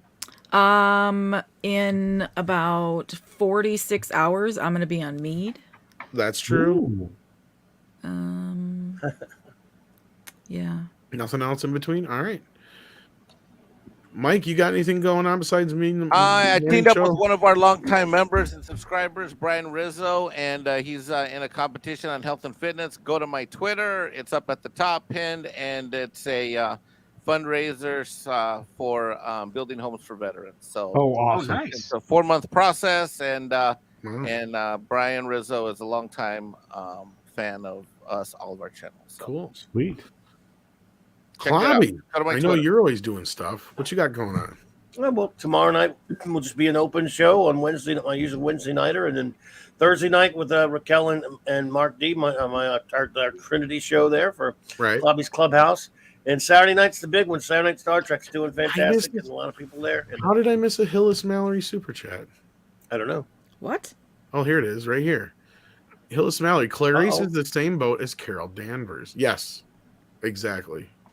I agree with that 110%. And neither of those characters should be in a bad boat. And I'm sorry again, Hillis. I don't know how I keep missing him. I think I don't even know how we got onto Silence of the Lamb. Like, I'm sitting here, I am paying attention, and all of a sudden, From Man Who I'm Fell to like Earth. riding a Kurtzman. stagecoach back in the 90s talking about Silence of the Lambs. No, it's for the Kurtzman because he did Clarice for a season. Yeah, and then Mhm. his current show is The Man Who Fell to Earth, which I don't know why they would back it. Yeah. Yeah, you guys went in deep. I was impressed. Well, I mean, that's They're the goal fans. for every. That's what we successful- do as guys. Well, I mean, Yeah, but it could the be. Silence of the Lambs and the Red Dragon and the Manhunter. So this is and it was- basically you while we're having this conversation. I assume you mean Mark Hamill. Yes, you would be Mark Hamill in this Yeah. equation. And you Yeah, still who- owe Ruben a maximum effort. That was what I forgot. Thank you. I knew I was forgetting something. Maximum effort puppy for Ruben, who became a member. I accidentally gave him the minimum effort puppy, which is cute. So I'm going to take care of this. I'm going to give him an Oscar-winning puppy, which is a rare one. Oh, So we don't do that one. And I'm going to do the other maximum effort we don't do very often, Journey. There you go. I can't wait to get my Congo video. Congo. I've got some ideas. I'm working on that. You need to do a director's commentary to Congo. Well, did you see the picture I found? Script. The one where he's with the other forces female. The Schwartz is female. Yeah, and I'm thinking about using that, and then maybe having the video being a pitch for Congo too. That's what that's my first live stream. I am gonna read the novelization of Congo. That's a long book. It's not. Are you gonna get the novel like a children's novelization? Because it's based on a book. I literally You have can the reach original the book? novelization of Congo. Well, do you have the That's original like book? a You mean 400-page book, isn't it? the Michael Crichton book, right? Dude, that's It's, like that's right. It was the movie was based on. That's what I'm saying. Yeah, There's no novelization. because we already got this poster made up. Amy Mad. It's Congo 300 2, pages. Apes of Wrath. Oh, okay, that's not bad. It's 309 pages. That's really all it is. That's pretty short for a novel. Yeah. Well, I'm just happy the music's by Van Halen. Yeah. Well, yeah. I mean, Eddie, may you rest in peace. But yeah. Yeah. Well, it's all classic music. Might as well jump. Jump. Eddie Van Halen is one of the only guitarists out there that can actually, at least at that time in the 90s, that could play the Power Rangers theme song without the aid of a computer. This is true. Because his kid loved this show. I've heard this story a few times now. Yeah, he's an. And I believe that's part of the reason why they're on the soundtrack for the movie. Yeah, because Ron Lashman was friends with Valerie Bertinelli, if I'm getting that name right. Yes, you did. And basically, he said Van Halen was telling him, like, it took me like 3 months to figure out how to play that on a guitar. And he's like, how did you do that? He's like, oh, I had to use a computer to help me switch the riffs. And he's like, you son of a gun. It's incredible. Yeah, he was. Rest in peace. What a Well, you got anything coming up, culture or script? I know script. You pretty much just got. Script first. Do you have anything? I'm working on 2 scripts right now. Wow. Yeah, I was gonna say you're probably too busy for. And then I might be working on a short script. I don't know. I got to reach out to that producer. You're having a son? I'm sorry? You're having a son? Short script? Oh wow. Get it? That was I really do That want would to be be a mini father, script. but I don't really quite have the infrastructure for that just yet. Pretty Mini close. script. Mini script. A That's what I mini script said. would be useful. I mean, Script Junior. the world does need more of me. Indeed. Would it that be is- Script Doctor MD instead of PhD? That's a good question. I'd do more letters probably after that. Or maybe more letters. Yes, you're right. Yeah, but I'm working on that stuff, and then I'm working on a little bit of a renovation in my home at the moment. So that's a priority for now. But gosh, I do wish I could work out some time to get some content up again. But in the meantime, you can just follow me on Twitter, since Twitter seems to be a bit more of a welcoming place these days. So yeah, enjoy that. Thanks so much. Indeed. All right, culture. Yeah, no, my normal thing. I get the 6-minute daily tomorrow. Video dropping tomorrow in advance of earnings that's going to be announced tomorrow. And I think we're in for another red wedding for a particular company. Check out the video tomorrow. Script's cousin's name is. What company am I looking forward to you obliterating? Well, I've been pretty accurate recently. I have a feeling Zuckerberg might have a bad day. Oh, Meta is not doing well. It's going to be bad tomorrow. The video is going to be great, folks. Got to check it out, get some insight, and where I was getting some information. And other than that, 6-minute daily every weekday, Monday to Friday. We got another late night culture stream coming up on Sunday. Tom is making more Netflix stuff, I'm sure. Yeah. And, yeah, you are. I will eventually. I just thought of this though. If you had a daughter script doctor, you could call her Novella. Oh wow! I could, yeah. That takes a second, but you get it. I do get it because eventually she'll shorten it to novel as she gets older. Yes. Yeah. Yes, it works. We wanted a Fenton, so I think we're gonna go out on a Fenton here, unless anybody has any objection. We haven't done a Fenton in a while. I think I got Fenton on here still. Do I? We're done. Yeah, we do. Here we go. All right. Thank you, kids. Love you all. Take care of yourselves, and good night. I did everybody right?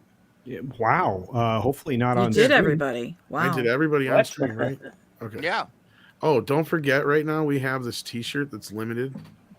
Go over to Nick Weiser's channel too. Yeah, and we're gonna be going. I'm gonna head over to Nick Weiser here. Turn it. We did once already. But go ahead. I bought one, but not in pink. Not in pink. Uh-oh.